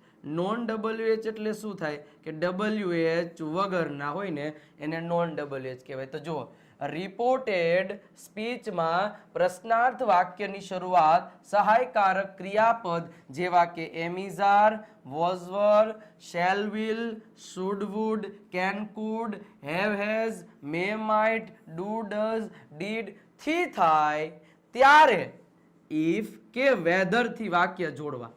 અત્યાર સુધી આપણે 2 વાક્યને ધેટ થી જોડતા હતા કારણ કે રિપોર્ટેડ સ્પીચનું વાક્ય છે એ હકાર અથવા તો નકાર હતું. હવે પ્રશ્નાર્થ વાક્ય આવે અને જો પ્રશ્નાર્થ વાક્યની શરૂઆત હેલ્પિંગ વર્બથી થતી હોય, 2 પ્રકારની શરૂઆત થતી હોય. કાં તો જો આવા શબ્દોથી વાક્યની શરૂઆત થતી હોય પ્રશ્ન વાક્યની હો, અને કાં તો WH વાળા. WH એટલે why, what, how many, how, એ આના પછીનો નિયમ આવશે. પણ અત્યારે પેલા આવા શબ્દોથી વાક્યની શરૂઆત થતી હોય, આવા બધા એમિઝારથી એટલે હેલ્પિંગ વર્બથી વાક્યની શરૂઆત થતી હોય ત્યારે 2 વાક્યને જોડવા માટે ઇફ અને વેધરનો ઉપયોગ થાય, ધેટનો ન થાય. પ્રશ્નાર્થ વાક્ય આવે એટલે 2 વાક્યને આપણે જોડવા માટે ધેટનો ઉપયોગ થશે નહીં, બરોબર. પ્રશ્નાર્થ વાક્ય સાદું વાક્ય બની જાય. પ્રશ્નાર્થ વાક્ય સાદું બની જાય એટલે પ્રશ્નાર્થ વાક્ય રચનામાંથી એને હકાર વાક્ય રચનામાં ફેરવી નાખો. હમણાં જોઈએ આપણે. અને સાદા કાળમાં સાદા વાક્યમાં જે પ્રમાણે ફેરફાર થાય તેવો ફેરફાર થાય છે. આગળના જે નિયમોમાં આપણે ફેરફાર કર્યા, કાળમાં પરિવર્તન કર્યું, સર્વનામમાં પરિવર્તન કર્યું, એ તો બધાય ફેરફાર થવાના જ છે, એ તો બધાય ફેરફાર થશે. પણ પેલા ડાયરેક્ટ નહીં ફેરફાર કરવાના. પ્રશ્નાર્થ વાક્ય હોય એને હકાર બનાવી નાખવાનું. એક્ઝામ્પલ આપીએ ને એટલે તમને ખબર પડશે. અને જો સેડ ટુ આપ્યું હોય ને, સેડ ટુ ને બદલે આસ્ડ મુકાય છે, બરોબર. આસ્ડ એટલે પૂછવું અને પ્રશ્નાર્થ ચિહ્ન નીકળી જાય. કોઈ દિવસ ડાયરેક્ટમાંથી ઇનડાયરેક્ટમાં ફેરવો ને પ્રશ્નાર્થ ચિહ્ન નીકળી જાય, ઉદ્ગાર ચિહ્ન નીકળી જાય, બધાય ચિહ્નો નીકળી જાય, એક ફૂલ સ્ટોપ રે, બરોબર. એ જોજો હમણાં કહીએ. એક્ઝામ્પલ જો, Bina said to Sapna. Bina said to Sapna. અહીંયા કીધું છે will you send me your dictionary for 1 day. હવે જો આને શું કહેવાય આપણને ખબર છે, એકવાર પાછું કહી દો. રિપોર્ટર કહેવાય. આને શું કહેવાય? લિસનર કહેવાય. આને શું કહેવાય? રિપોર્ટિંગ વર્બ કહેવાય. અને જે અવતરણ ચિહ્નમાં આપેલું હોય એને શું કહેવાય? રિપોર્ટેડ સ્પીચ કહેવાય. તો આપણને ખબર છે અત્યાર સુધી જોતા હતા કે રિપોર્ટેડ સ્પીચના વાક્યો જ્યારે ઇનડાયરેક્ટમાં ફરે ને ત્યારે આના કાળમાં પરિવર્તન થઈ જાય એવું આપણે જોતા. પણ હકાર નકાર હતું એટલે આપણે બીજું કાંઈ ફેરવતા નથી. હવે આ વાક્ય કેવું છે? પ્રશ્નાર્થ વાક્ય છે. અને પ્રશ્નાર્થ વાક્યની શરૂઆત ક્યાંથી થઈ છે? તો કે હેલ્પિંગ વર્બથી થઈ છે, એટલે આવા શબ્દોથી થઈ. તો એવા શબ્દોથી શરૂઆત થતી હોય ને એટલે ત્યારે આ પેલા તો સેડ ટુ નું છે ને એ આસ્ડ થઈ જાય. એ અહીં પ્રશ્નાર્થ ચિહ્ન હોય ને વિદ્યાર્થી મિત્રો એટલે અહીં સેડ ટુ ની બદલે આસ્ડ જ આવે, બીજું કાંઈ નહીં. તો જો હવે પેલા આપણે મૂકીશું બીના આસ્ડ. બીના આસ્ડ સપના. હવે પેલું વાક્ય થઈ ગયું. હવે અવતરણ ચિહ્ન નીકળી જાય અને એની જગ્યાએ શું મૂકી દેવાનું? ઇફ અથવા તો વેધર, બેમાં ગમે એ મૂકી શકો. આપણે ઇફ મૂકી દઈએ, નાનું પડે ને એટલે ઇફ. હવે આખે આખું વાક્ય છે ને એને તમારે ઇનડાયરેક્ટમાં ફેરવવાનું, પણ ડાયરેક્ટ નહીં ફેરવવાનું. પહેલા આ વાક્યને તમારે હકાર બનાવવું પડે. તો હકાર બનાવવું હોય તો આ જે પ્રશ્ન આ કયો કાળ છે? સાદો ભવિષ્યકાળ છે. તો સાદા ભવિષ્યકાળની હકાર વાક્ય રચના શું થાય? તો કે ખબર જ છે કે subject plus will plus V1 plus object. તો હવે જો આમાં સબ્જેક્ટ ક્યાં છે? આ યુ છે. એટલે પહેલા આપણે અહીંયા કરી નાખશું યુ. વિલ અહીંયા આવી જાય કારણ કે અહીંયા એટલે ટૂંકમાં છે ને મોટા ભાગના બધા કાળમાં એક સાદા વર્તમાન ને સાદા ભૂતકાળ સિવાય ખાલી હેલ્પિંગ વર્બને બદલાવી નાખવાનું. વિલ પાછળ વહી જાય અને યુ આગળ આવી જાય, બાકી બધું એમનામ રહે અને પ્રશ્ન ચિહ્ન નીકળી જાય અને અહીંયા ફૂલ સ્ટોપ થઈ જાય. એટલે આ વાક્ય કેવું થઈ ગયું? હવે અહીંથી આ વાક્ય you will send me your dictionary for 1 day. હવે આ સાદું વાક્ય થઈ ગયું. જો પ્રશ્નાર્થમાંથી પહેલા આપણે સાદું ફેરવી નાખ્યું. હવે આ વાક્યને આપણે ફેરફાર કરવાનો. બરોબર છે? શું કરવાનો? ફેરફાર કરવાનો. હાલો હવે યુ છે તો યુ નું શું થાય? તો હવે તમને મેં કીધું હતું કે યુ છે ને યુ એ હંમેશા સાંભળનાર પ્રમાણે બદલે. તો સાંભળનાર કોણ છે? સપના. સપના કોણ છે? છોકરી. તો જો હવે અહીંયા તમને એક કોષ્ટક આપી જ દીધું છે. તો હવે પેલા તો યુ છે એ યુ અહીંયા કર્તા વિભક્તિનો યુ છે શરૂઆતમાં, એટલે એ યુ આ જ હોય. હવે યુ છે એ કોના પ્રમાણે ફેરફાર કરવાનો છે? છોકરી પ્રમાણે. તો છોકરીમાં અહીંથી નીચે આયલું આવવાનું છોકરીની લાઈન સુધી. અચ્છા, આ છોકરીની લાઈન આવી ગઈ. આ છોકરાની છે, આ છોકરીની છે, આ અન્યની છે. એટલે અહીંયા આવ્યું. એટલે અહીંયા ઉભા રહ્યા એટલે શું આવ્યું? સી આવ્યું. એટલે આપણે અહીંયા મૂકીશું. જો અહીંયા આવી ગયું. બરોબર? જો આવી ગયું. બીના આજ સપના ઇફ. અહીંયા યુ નું શું થઈ ગયું? સી. અને વિલ નું શું થઈ ગયું? વુડ. બાકી બધું એમનામ આવે. પછી અહીંયા મી આવ્યું છે. હવે મી કોના પ્રમાણે બદલે? તો મી છે આ મેં તમને કીધું તો પહેલી લાઈનમાં જેટલા સર્વનામ છે ને પ્રથમ પુરુષ એ હંમેશા બોલનાર પ્રમાણે જ બદલે. તો બોલે છે કોણ? બીના. તો બીના કોણ છે? છોકરી છે. તો અહીંયા મી છે. હાલો મી થી લઈ અને છોકરીની લાઈન સુધી જવા દેવાનું. છોકરીની લાઈન સુધી આ આવી ગયો. હાલો છોકરીની લાઈન સુધી. એટલે અહીંયા હર થયું. એટલે જો અહીંયા હર થઈ ગયું. પછી ડિક્શનરી. બરોબર? સોરી, અહીંયા મી આવ્યું એટલે મી નું આપણે યુ સેન્ડ મી હર અને પછી હર ડિક્શનરી. હજી અહીંયા એક હર ડિક્શનરી આવશે. અહીંયા એમ આવશે. આ હર છે ને એ કોનું છે? મી નું છે. હવે યોર ડિક્શનરી. તો હવે યોર છે તો યોર ક્યાં છે? તો કે આ યુ. યોર કોના પ્રમાણે ફરે? બે છોકરીઓ છે એટલે બધું છોકરી પ્રમાણે જ ફરે. તો યોર નું હર સુધી આવી દેવાનું. હર એટલે યોર નું શું થઈ જાય? હર ડિક્શનરી ફોર 1 day. એટલે શું છે? આખું તમને હું સમજાવી દઉં કે જો બીનાનું બીના મૂક્યું, સેટ ટુ નું આસ મૂક્યું, સપનાનું સપના મૂક્યું, કારણ કે પ્રશ્નાર્થ ચિહ્ન છે એટલે સેટ ટુ ની બદલે આસ્ડ આવી ગયું. પછી આપણે બે વાક્યને જોડવા માટે ઇફ નો ઉપયોગ કર્યો. પછી વિલ યુ આખું વાક્ય છે તો એને પહેલા હકારમાં ફેરવી નાખો એટલે you will send me your dictionary for 1 day એવું થઈ જશે. તો હવે આ યુ છે એ કોના પ્રમાણે ફરશે? તો કે ઈ જો આમ ડાયરેક્ટ નો ખબર પડે ને તો અહીં ઉપર લખી નાખવાનું. ભાઈ અહીં લખી નાખવાનું, ઉપર વાક્ય આપણે બનાવી નાખવાનું. તો રફ પેજમાં બનાવી નાખ યુ વિલ સેન્ડ. હવે આપણને ખબર પડી જાય કયું વાક્ય છે. તો યુ નું સી થાય કારણ કે અહીંયા યુ છે એ છોકરી પ્રમાણે આવવા દેવાનું. અહીંયા છોકરી પ્રમાણે આવશે. પછી મી છે તો મી નું શું થઈ જાય? તો કે છોકરી પ્રમાણે આવવા દો, હર થઈ જાય. એટલે હર. હજી એક અહીંયા હર આવશે કારણ કે ઈ હર આ યોર નું છે. તો યોર નું છોકરી પ્રમાણે હર. બરોબર છે? એટલે she would send her dictionary for 1 day. આવી રીતે થશે. ઓકે, ચાલો એના પછીનો રૂલ નંબર 10. ઓલું પ્રશ્નાર્થ વાક્ય હતું તો કે કેવા શબ્દોથી? એમિઝાર કે આવા બધા. હવે રિપોર્ટેડ સ્પીચનું વાક્ય પ્રશ્નાર્થ સૂચક શબ્દો જેવા કે WH વાળા બધાય ફેમિલીથી. બરોબર? ઓલા નોન WH વગરના અને આ WH વાળા વગેરેથી શરૂઆત થાય ત્યારે પ્રશ્નાર્થ સૂચક શબ્દો જ સંયોજક બની જાય. સમજાણું? જો હવે સમજાણું.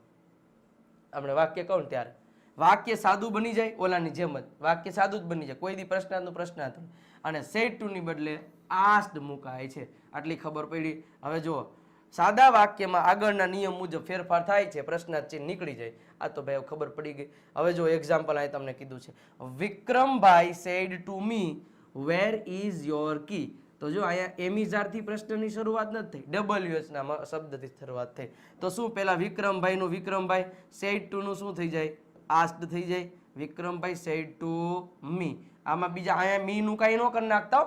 અવતરણ ચિહ્નની પહેલાના શબ્દોમાં કોઈ દી કાંઈ ફેરફાર ન થાય. હવે બે વાક્યને જોડવા માટે તમે આ ઇફ કે વેધર ન મૂકી શકો. ઇફ કે વેધર ક્યારે મૂકવાનું? જ્યારે આ વાક્યમાં વાક્યની શરૂઆત am is are was were do does helping વર્બથી થઈ હોય. હવે અહીંયા WH ફેમિલી મેમ્બરથી થઈ તો મારે અહીં બે વાક્યને જોડવા માટે શું મૂકવાનું? અરે ઈ જે શબ્દ અહીંયા હોય ને ઈ જ શબ્દ અહીં લગાડી દેવાનો. વેર શું મૂકી દેવાનો? વેર. ઈનો ઈ જ શબ્દ મૂકી દેવાનો. હવે આ વાક્યને છે ને એને હકાર ફેરવી નાખવાનો. હકારમાં, બરોબર છે? હકારમાં ફેરવી નાખો એટલે અહીંયા શું થઈ જશે? Your key is. આવું થઈ જાય. આ છે ઈ પાછળ વહી જાય અને આ કરતા બની જાય. બરોબર. હવે ભાઈ asked me where my, sorry અહીંયા માય જ થઈ જાય કારણ કે મેં આગળ કીધું એ થોડુંક ભૂલવાનું છે, પણ અહીંયા છે એ માયનું માય જ રહે. યોરનું થઈ જશે માય. જ્યારે હું ખુદ સાંભળનાર જ હોય, જે બોલવા જે સાંભળનાર છે એ ખુદ જ હોય તો ત્યારે એનું માય થઈ જશે. એટલે આ વસ્તુ ધ્યાનમાં રાખવાનું. પણ ઇઝનું શું થઈ જાય? વોઝ. આ આગળના નિયમો પ્રમાણે યાદ રાખવાનું રહેશે. રૂલ નંબર 11 શું કે છે કે સેડ ટુ માં થતા ફેરફાર. સેડ ટુ માં થતા ફેરફાર. હવે સેડ ટુ માં થતા ફેરફાર એટલે ઓલું જો સેડ ટુ ની બદલે આપણે આસ્ક્ડ મૂક્યું પ્રશ્નાર્થમાં, પછી હકારમાં આપણે સેડ ટુ ની બદલે ટોલ્ડ મૂક્યું. પરંતુ જો વાક્યમાં એ રિપોર્ટેડ સ્પીચનું વાક્ય જો હુકમ, આદેશ, અહીંયા આદેશ આવશે કે ફરજ દર્શાવતું હોય તો ત્યારે સેડ ટુ ની બદલે ઓર્ડર ટુ અથવા તો કમાન્ડેડ એમ લખવું પડે. પછી વિનંતી દર્શાવતું હોય તો રિક્વેસ્ટેડ લખવું પડે. સલાહ દેતા હોય તો એડવાઇઝડ લખવું પડે. રિપોર્ટિંગ વર્બમાં એ આ રિપોર્ટેડ સ્પીચનું વાક્ય તમારે સમજવું પડે પછી જ થાય. જો કોઈ પણ પ્રકારનું સૂચન આપતા હોય તો સજેસ્ટેડ આવે. કોઈ પણ પ્રકારની સૂચના આપતી તો ત્યારે ઇન્સ્ટ્રક્ટેડ આવશે. બરોબર છે? અને ટુ થી વાક્ય જોડાય છે. ખાસ યાદ રાખજો, વાક્ય કેનાથી જોડાય? ટુ થી. જો હકાર વાક્ય હોય તો બે વાક્ય ધેટ થી જોડાય. પ્રશ્નાર્થ વાક્ય હોય તો ઇફ કે વેધર થી જોડાય જો હેલ્પિંગ વર્બ થી શરૂઆત થતી હોય. અને WH થી શરૂઆત થતી હોય તો WH વાળા શબ્દોથી જ બે વાક્ય જોડાય. અને આવા જ્યારે હોય રિક્વેસ્ટેડ, એડવાઇઝ, સજેસ્ટેડ કે ઓર્ડર ટુ, કમાન્ડેડ, આવા શબ્દો જ્યારે રિપોર્ટિંગ વર્બ તરીકે આવે ત્યારે બે વાક્ય છે ને ટુ થી જોડાઈ જાય. અને પ્લીઝ ને કાઇન્ડલી જેવા શબ્દો છે એ નીકળી જાય, એ પાછા ઓમાં આવશે નહીં. હવે જો એક્ઝામ્પલ આપ્યું છે કે the teacher said to the student. ટીચરે સ્ટુડન્ટને કીધું બી રેગ્યુલર. એડવાઇઝ આપે છે. ટીચર છે હંમેશા એડવાઇઝ જ આપતા હોય જ્યાં સુધી બાળકો સમજે નહીં ત્યાં સુધી. The teacher advised the students. અને બે વાક્યને જોડવા માટે ટુ નો ઉપયોગ કર્યો. બી રેગ્યુલર નું બી રેગ્યુલર જ રહેશે. એમાં કોઈ દિવસ કઈ ચેન્જીસ થશે નહીં. હવે રૂલ નંબર 12 સેડ ટુ માં થતા ફેરફારમાં જો વાક્યમાં વપરાતા ઓ, હુર્રે, અલાસ, હાવ આવા ઇમોશનને લગતા કોઈ પણ વાક્યો આપેલા છે જેવા શબ્દો છે એ નીકળી જાય અને એવા શબ્દોની બદલે કેવા વેરી, રિયલી, ઇનનીડેડ જેવા શબ્દો વપરાય છે. એટલે આ વસ્તુ ધ્યાનમાં રાખવાનું. સેડ ટુ ની બદલે એક્સક્લેમ્ડ ટુ વપરાય. એક્સક્લેમ્ડ ટુ કેવો એક્સક્લેમ મૂકવાનો? તો કે જો વાક્ય RS નું વાક્ય તમારે જોવું પડે.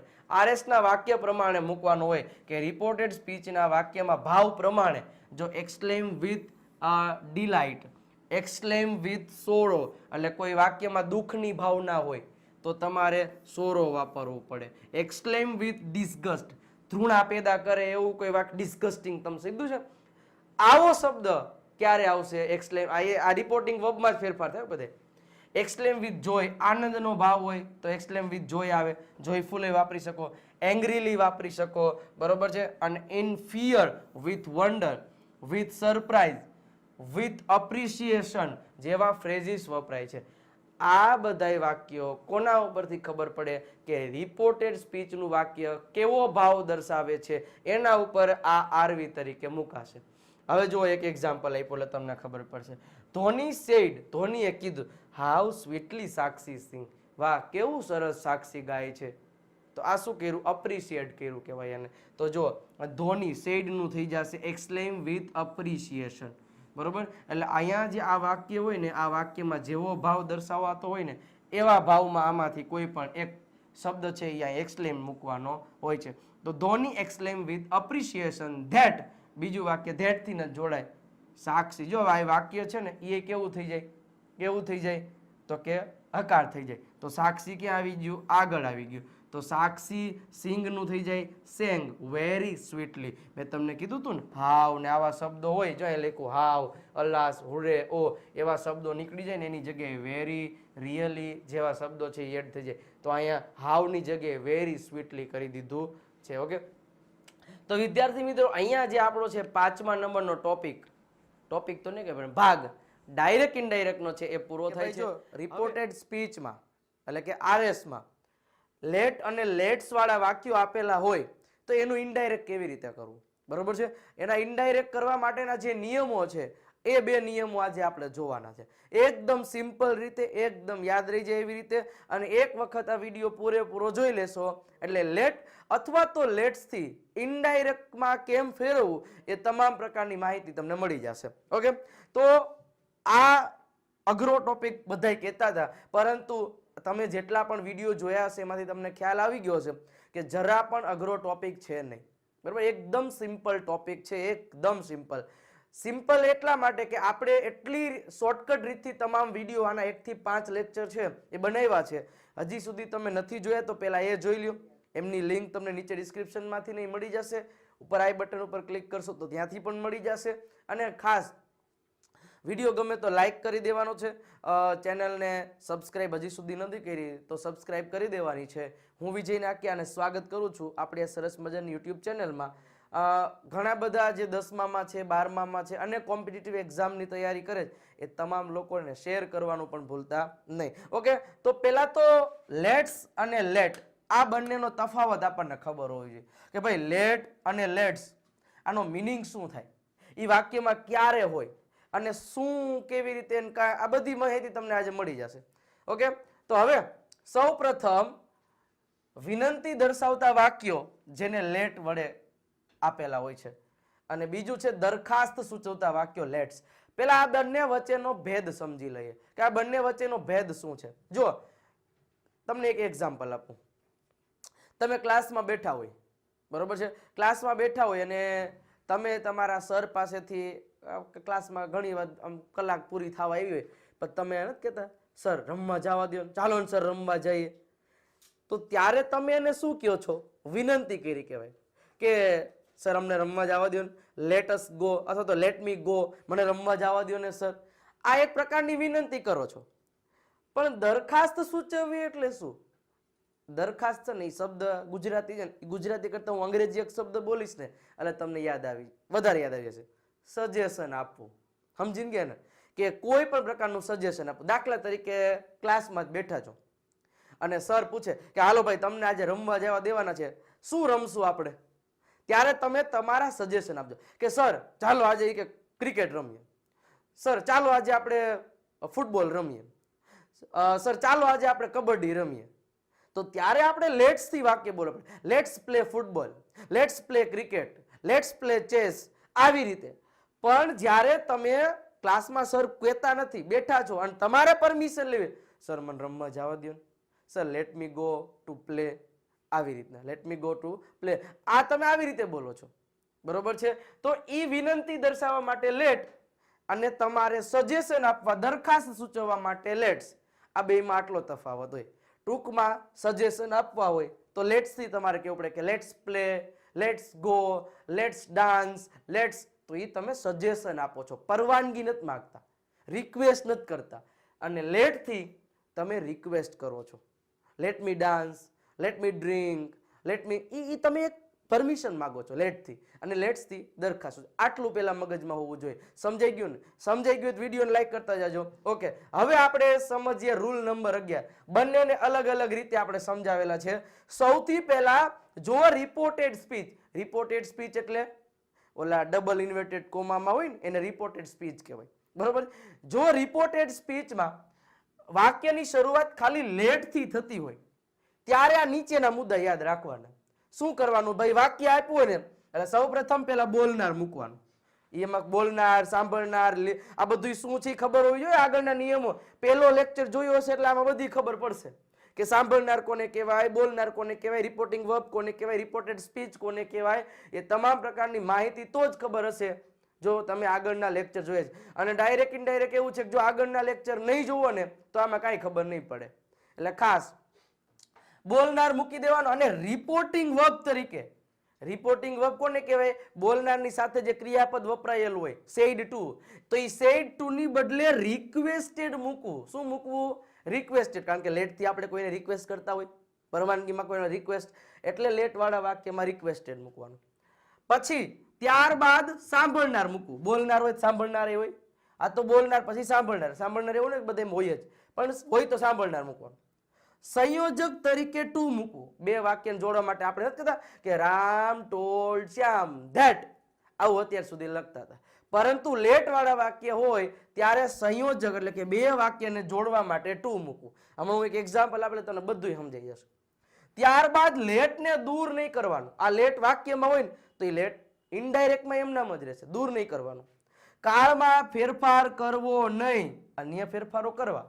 અન્ય ફેરફારો એટલે સમય સૂચક શબ્દો છે, સર્વનામ છે, આ બધા જે ફેરફાર થતા એ કરવાના. જો એક્ઝામ્પલ જો એટલે ખબર પડશે. જો he said to his teacher, તેને તેના શિક્ષકોને કીધું. પણ અહીંયા શું લખ્યું? Let me go home today. જો રિપોર્ટેડ સ્પીચ નું વાક્ય આને કહેવાય, આને બોલનાર કહેવાય, આને રિપોર્ટિંગ વર્બ કહેવાય, આને સાંભળનાર કહેવાય, અને ડબલ ઇન્વર્ટેડ કોમામાં જે વાક્ય હોય ને એને રિપોર્ટેડ સ્પીચ કહેવાય. તો જો રિપોર્ટેડ સ્પીચ નું વાક્ય લેટ થી શરૂઆત થયું, તો એને આપણે કરવા માટે પહેલા શું કરવાનું? જો સૌપ્રથમ બોલનાર મૂકો એટલે આપણે બોલનાર મૂકો. આરવી તરીકે રિક્વેસ્ટેડ મૂકો એટલે સેડ ટુ ની બદલે તમારે રિક્વેસ્ટેડ મૂકી દેવાનું. શું મૂકી દેવાનું? રિક્વેસ્ટેડ. પછી સાંભળનાર મૂકો. સાંભળનાર કોણ છે? His teacher. His teacher. પછી હવે આ વાક્ય આની સાથે જોડવું છે, તો જો લેટ થી વાક્ય હોય તો ટુ થી જોડી દેવાનું. એટલે અહીંયા મૂકો ટુ, બરોબર. પછી લેટ ને દૂર નહીં કરો, એમ નામ રાખવાનું, એટલે લેટ ને પાછું એમ નામ મૂકી દો, લેટ. હવે કાળમાં ફેરફાર નથી, સર્વનામમાં ફેરફાર થાય. હવે સર્વનામમાં ફેરફાર થાય તો આ મી છે એનું શું થઈ જાય? તો મી એ હંમેશા બોલનાર પ્રમાણે ફરે, એવું આપણે શીખાતા કે આઈ વાળી આખી લાઈન પ્રથમ પુરુષના સર્વનામો બોલનાર પ્રમાણે ફરે. તો આ વાક્ય બોલે છે કોણ? હી. હી બોલે છે, હી એટલે છોકરો. તો મી માં તમે નીચે જાઓ ને છોકરાની લાઈનમાં એટલે આવશે હિમ.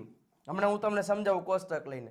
હિમ. પછી ગો નું ગો રહેશે, કાળમાં ફેરફાર નથી કરવાનો, ગો હોમ. અને ટુડે નું શું થઈ જાય? ધેટ ડે થઈ જાય, એટલે ધેટ ડે. હવે હું તમને છે ને આખું વાક્ય લખીને બતાવું. જો આવી ગયું. પણ હવે અહીંયા જો મી છે એનું શું થાય? જો અહીંયા ક્યાં છે મી? આર્યું. મી બોલનાર કોણ છે ભાઈ? હી. તો મી છે એનું હી ની લાઈન સુધી જવાનું. આ હી ની લાઈન છે એટલે હિમ થઈ ગયું. રેડી. પછી ટુડે નું તો ધેટ ડે થઈ જાય. તો આવી રીતે આ વસ્તુ યાદ રાખવાની છે ખાસ. શું કે ભાઈ જો વિનંતી વાળા લેટ વાળા વાક્ય હોય તો સૌપ્રથમ બોલનાર, સેડ ટુ નું રિક્વેસ્ટેડ થઈ જાય, પછી સાંભળનાર મૂકવાનું, ટુ થી બીજું વાક્ય જોડવાનું, ત્યારબાદ લેટ ને દૂર નહીં કરવાનો અને કાળમાં ફેરફાર નહીં કરવાનો, પણ સર્વનામમાં ફેરફાર કરવાનો. આટલું સિમ્પલ છે. આવડે? ચાલો એના પછીનો આગળનો નિયમ જોઈએ. નિયમ નંબર 12. દરખાસ્ત સૂચવતા વાક્યો એટલે લેટ્સ વાળા. લેટ્સ વાળું વાક્ય આપેલું હોય તો શું કરવાનું? ભાઈ સૌપ્રથમ બોલનાર મૂકવાનું. પછી આરવી તરીકે એટલે રિપોર્ટિંગ વર્બ તરીકે સજેસ્ટેડ ટુ મૂકવાનું. અહીંયા શું કામ સજેસ્ટેડ આવશે? રિક્વેસ્ટ નો આવે ને, કઈ રિક્વેસ્ટ લેટ્સ થી થોડી રિક્વેસ્ટ થાય, હે? એ તો સજેશન આપવાનું, ચલ આ કરીએ સર, આ કરીએ એમ. ત્યારબાદ સાંભળનાર મૂકવું અને સંયોજક તરીકે અહીંયા ધેટ મૂકવું, બરોબર છે. ત્યારબાદ લેટ્સ ને દૂર કરી નાખવાનું અને લેટ્સ નું શું કરી નાખવાનું? They should always. લેટ્સ ને ઇનડાયરેક્ટ માં ધેય શુડ થઈ જાય, એટલું યાદ રાખવાનું. કાળમાં કોઈ પણ ફેરફાર નહીં કરવાનો, અન્ય ફેરફાર કરવાનો. હવે આ બેયનું તમને સરખાવું ને લેટ અને લેટ્સમાં, તો જો પેલું તો આપણને ખબર છે ઓલું વિનંતી દર્શાવવા માટે, આ દરખાસ્ત સૂચવવા માટે. આમાંય બોલનાર પ્રથમ મૂકવાનું ને એમાંય પેલા બોલનાર જ મૂકવાનું. અને એમાં લેટ વાળા વાક્ય હોય, ખાલી લેટ વાળા, તો અહીંયા રિક્વેસ્ટેડ મૂકવાનું, અને લેટ્સ વાળા હોય તો સજેસ્ટેડ મૂકવાનું. સાંભળનાર આમાંય મૂકવાનું, પછી ને એમાંય મૂકવાનું. સ્ટેપ બાય સ્ટેપ જ એલું જવાનું. પછી ત્યાં સંયોજક તરીકે ટુ મૂકતા હતા, અહીંયા શું મૂકવાનું? ધેટ મૂકવાનું. ત્યારબાદ લેટ્સ ને દૂર કરવાનું. જ્યાં આપણે લેટ ને દૂર નતા કરતા, લેટ્સ ને દૂર કરી એનું ધેય શુડ કરી નાખવાનું. કાળમાં ફેરફાર ન્યાય નથી કરતા, અહીંયા નથી કરવાનું, અહીંયા ફેરફાર ન્યાય કરતા અહીંયા કરવાના. સિમ્પલ વસ્તુ છે. ચાલો એક્ઝામ્પલ જો. He said to his friend, તેને તેના ફ્રેન્ડ ને કીધું કે લેટ્સ મીટ. ચાલો મળીએ. અવર હોમ પ્રિન્સિપલ ટુડે. હવે અહીંયા હોમ આ ખોટું સ્પેલિંગ અહીંયા આવી ગયું છે, હોમ આવશે નહીં, બરાબર છે. ચાલો એટલે અહીંયા આવશે કાંઈ નહીં આવે એમ ટૂંકમાં, બરાબર છે. ચાલો એટલે આ હોમ છે એ કાંઈ આવશે નહીં, અવર પ્રિન્સિપલ ટુડે એટલું જ આવશે, બરાબર. અહીંયા પ્રિન્ટિંગ મિસ્ટેક છે એટલે હોમ નહીં આવે. એટલે શું કે છે, he said to his friend let's meet our principal today. ચાલો આજે આપણા પ્રિન્સિપલને મળીએ. ચાલો હવે અહીંયા લેટ્સ આપ્યું હોય તરત જ જોજો નિયમ આપણને મગજમાં બેસી જવું જોઈએ, બધું અહીંયા ખોપડામાં આવી જવું જોઈએ. શું કરવાનું છે? ચાલો પેલા હી નું હી બોલનાર જ મૂકવાનું, સેડ ટુ નું લેટ્સ સજેશન એટલે કે અહીંયા થઈ જશે સજેસ્ટેડ ટુ. કોને સજેસ્ટ કરે છે? એના ફ્રેન્ડને, હિઝ ફ્રેન્ડ. પછી બે વાક્ય જોડવાનું, ધેટ નહીં તો લેટ હોય તો ટુ થી જોડવાનું, અહીંયા તો ધેટ થી જોડવાનું છે એટલે કે ધેટ. અને લેટ્સ ને દૂર કરી નાખવાનું, એનું શું કરી નાખવાનું? They should. એટલે લેટ ની જગ્યાએ અહીંયા ધેટ, ધેય શુડ. પછી મીટ, કાળમાં ફેરફાર કરવાનો નહીં, આ ક્રિયાપદ છે, મીટ નું મીટ જ રહેશે, બરોબર. અવર છે તો અવરમાં તમે નીચે જાશો ને બહુવચનમાં અવરનો ચેન્જીસ થઈ જશે ધેર. હમણાં તમને કોષ્ટક દેખાડું એટલે ખ્યાલ આવી જશે. ધેર પ્રિન્સિપલ નું પ્રિન્સિપલ જ રહેશે એટલે કે પ્રિન્સિપાલ. ટુડે નું થઈ જશે ધેટ ડે. અક્ષર ઉપર જતા નહીં, સારા અક્ષર થાય છે, બરોબર. ચાલો જો હવે એક્ઝામ્પલ થઈ ગયું. હવે હું તમને આ કોષ્ટક દ્વારા સમજાવું. જો પહેલા તો બોલનારનું બોલનાર રાખ્યું છે, સેડ ટુ નું શું કરી નાખ્યું છે? સજેસ્ટેડ. સાંભળનારનું સાંભળનાર. બે વાક્યને જોડવા માટે આને દૂર કરીને ધેટ. લેટ્સ નું થઈ ગયું ધેય શુડ, કાળ ફેર્યો નથી. અવર, જો ક્યાં અવર છે? અહીંયા અવર છે તો આ બહુવચનની લાઈન છે, બહુવચનની લાઈન બહુવચનમાં જ ફરે તો અવરનું ક્યાં વહી જવાનું? સીધું ત્રીજા પુરુષમાં એટલે કે ધેર થઈ જશે, બરોબર. આ બધું કેમ ફરે ને શું ફરે એ આગળના નિયમો જોયા હશે, એમાં બધું એક્સપ્લેન કર્યું છે, A to Z માહિતી આપી બધ. અત્યાર સુધીમાં તમને ડાયરેક્ટ ઇનડાયરેક્ટમાં કોઈ પણ પ્રકારની તકલીફ પડતી હોય અને આપણા બધા વિડીયો જોઈ લીધા હશે એટલે તમને તમામ પ્રકારની માહિતી ખબર પડી જશે. સમજાઈ ગયું? એકદમ સિમ્પલ છે.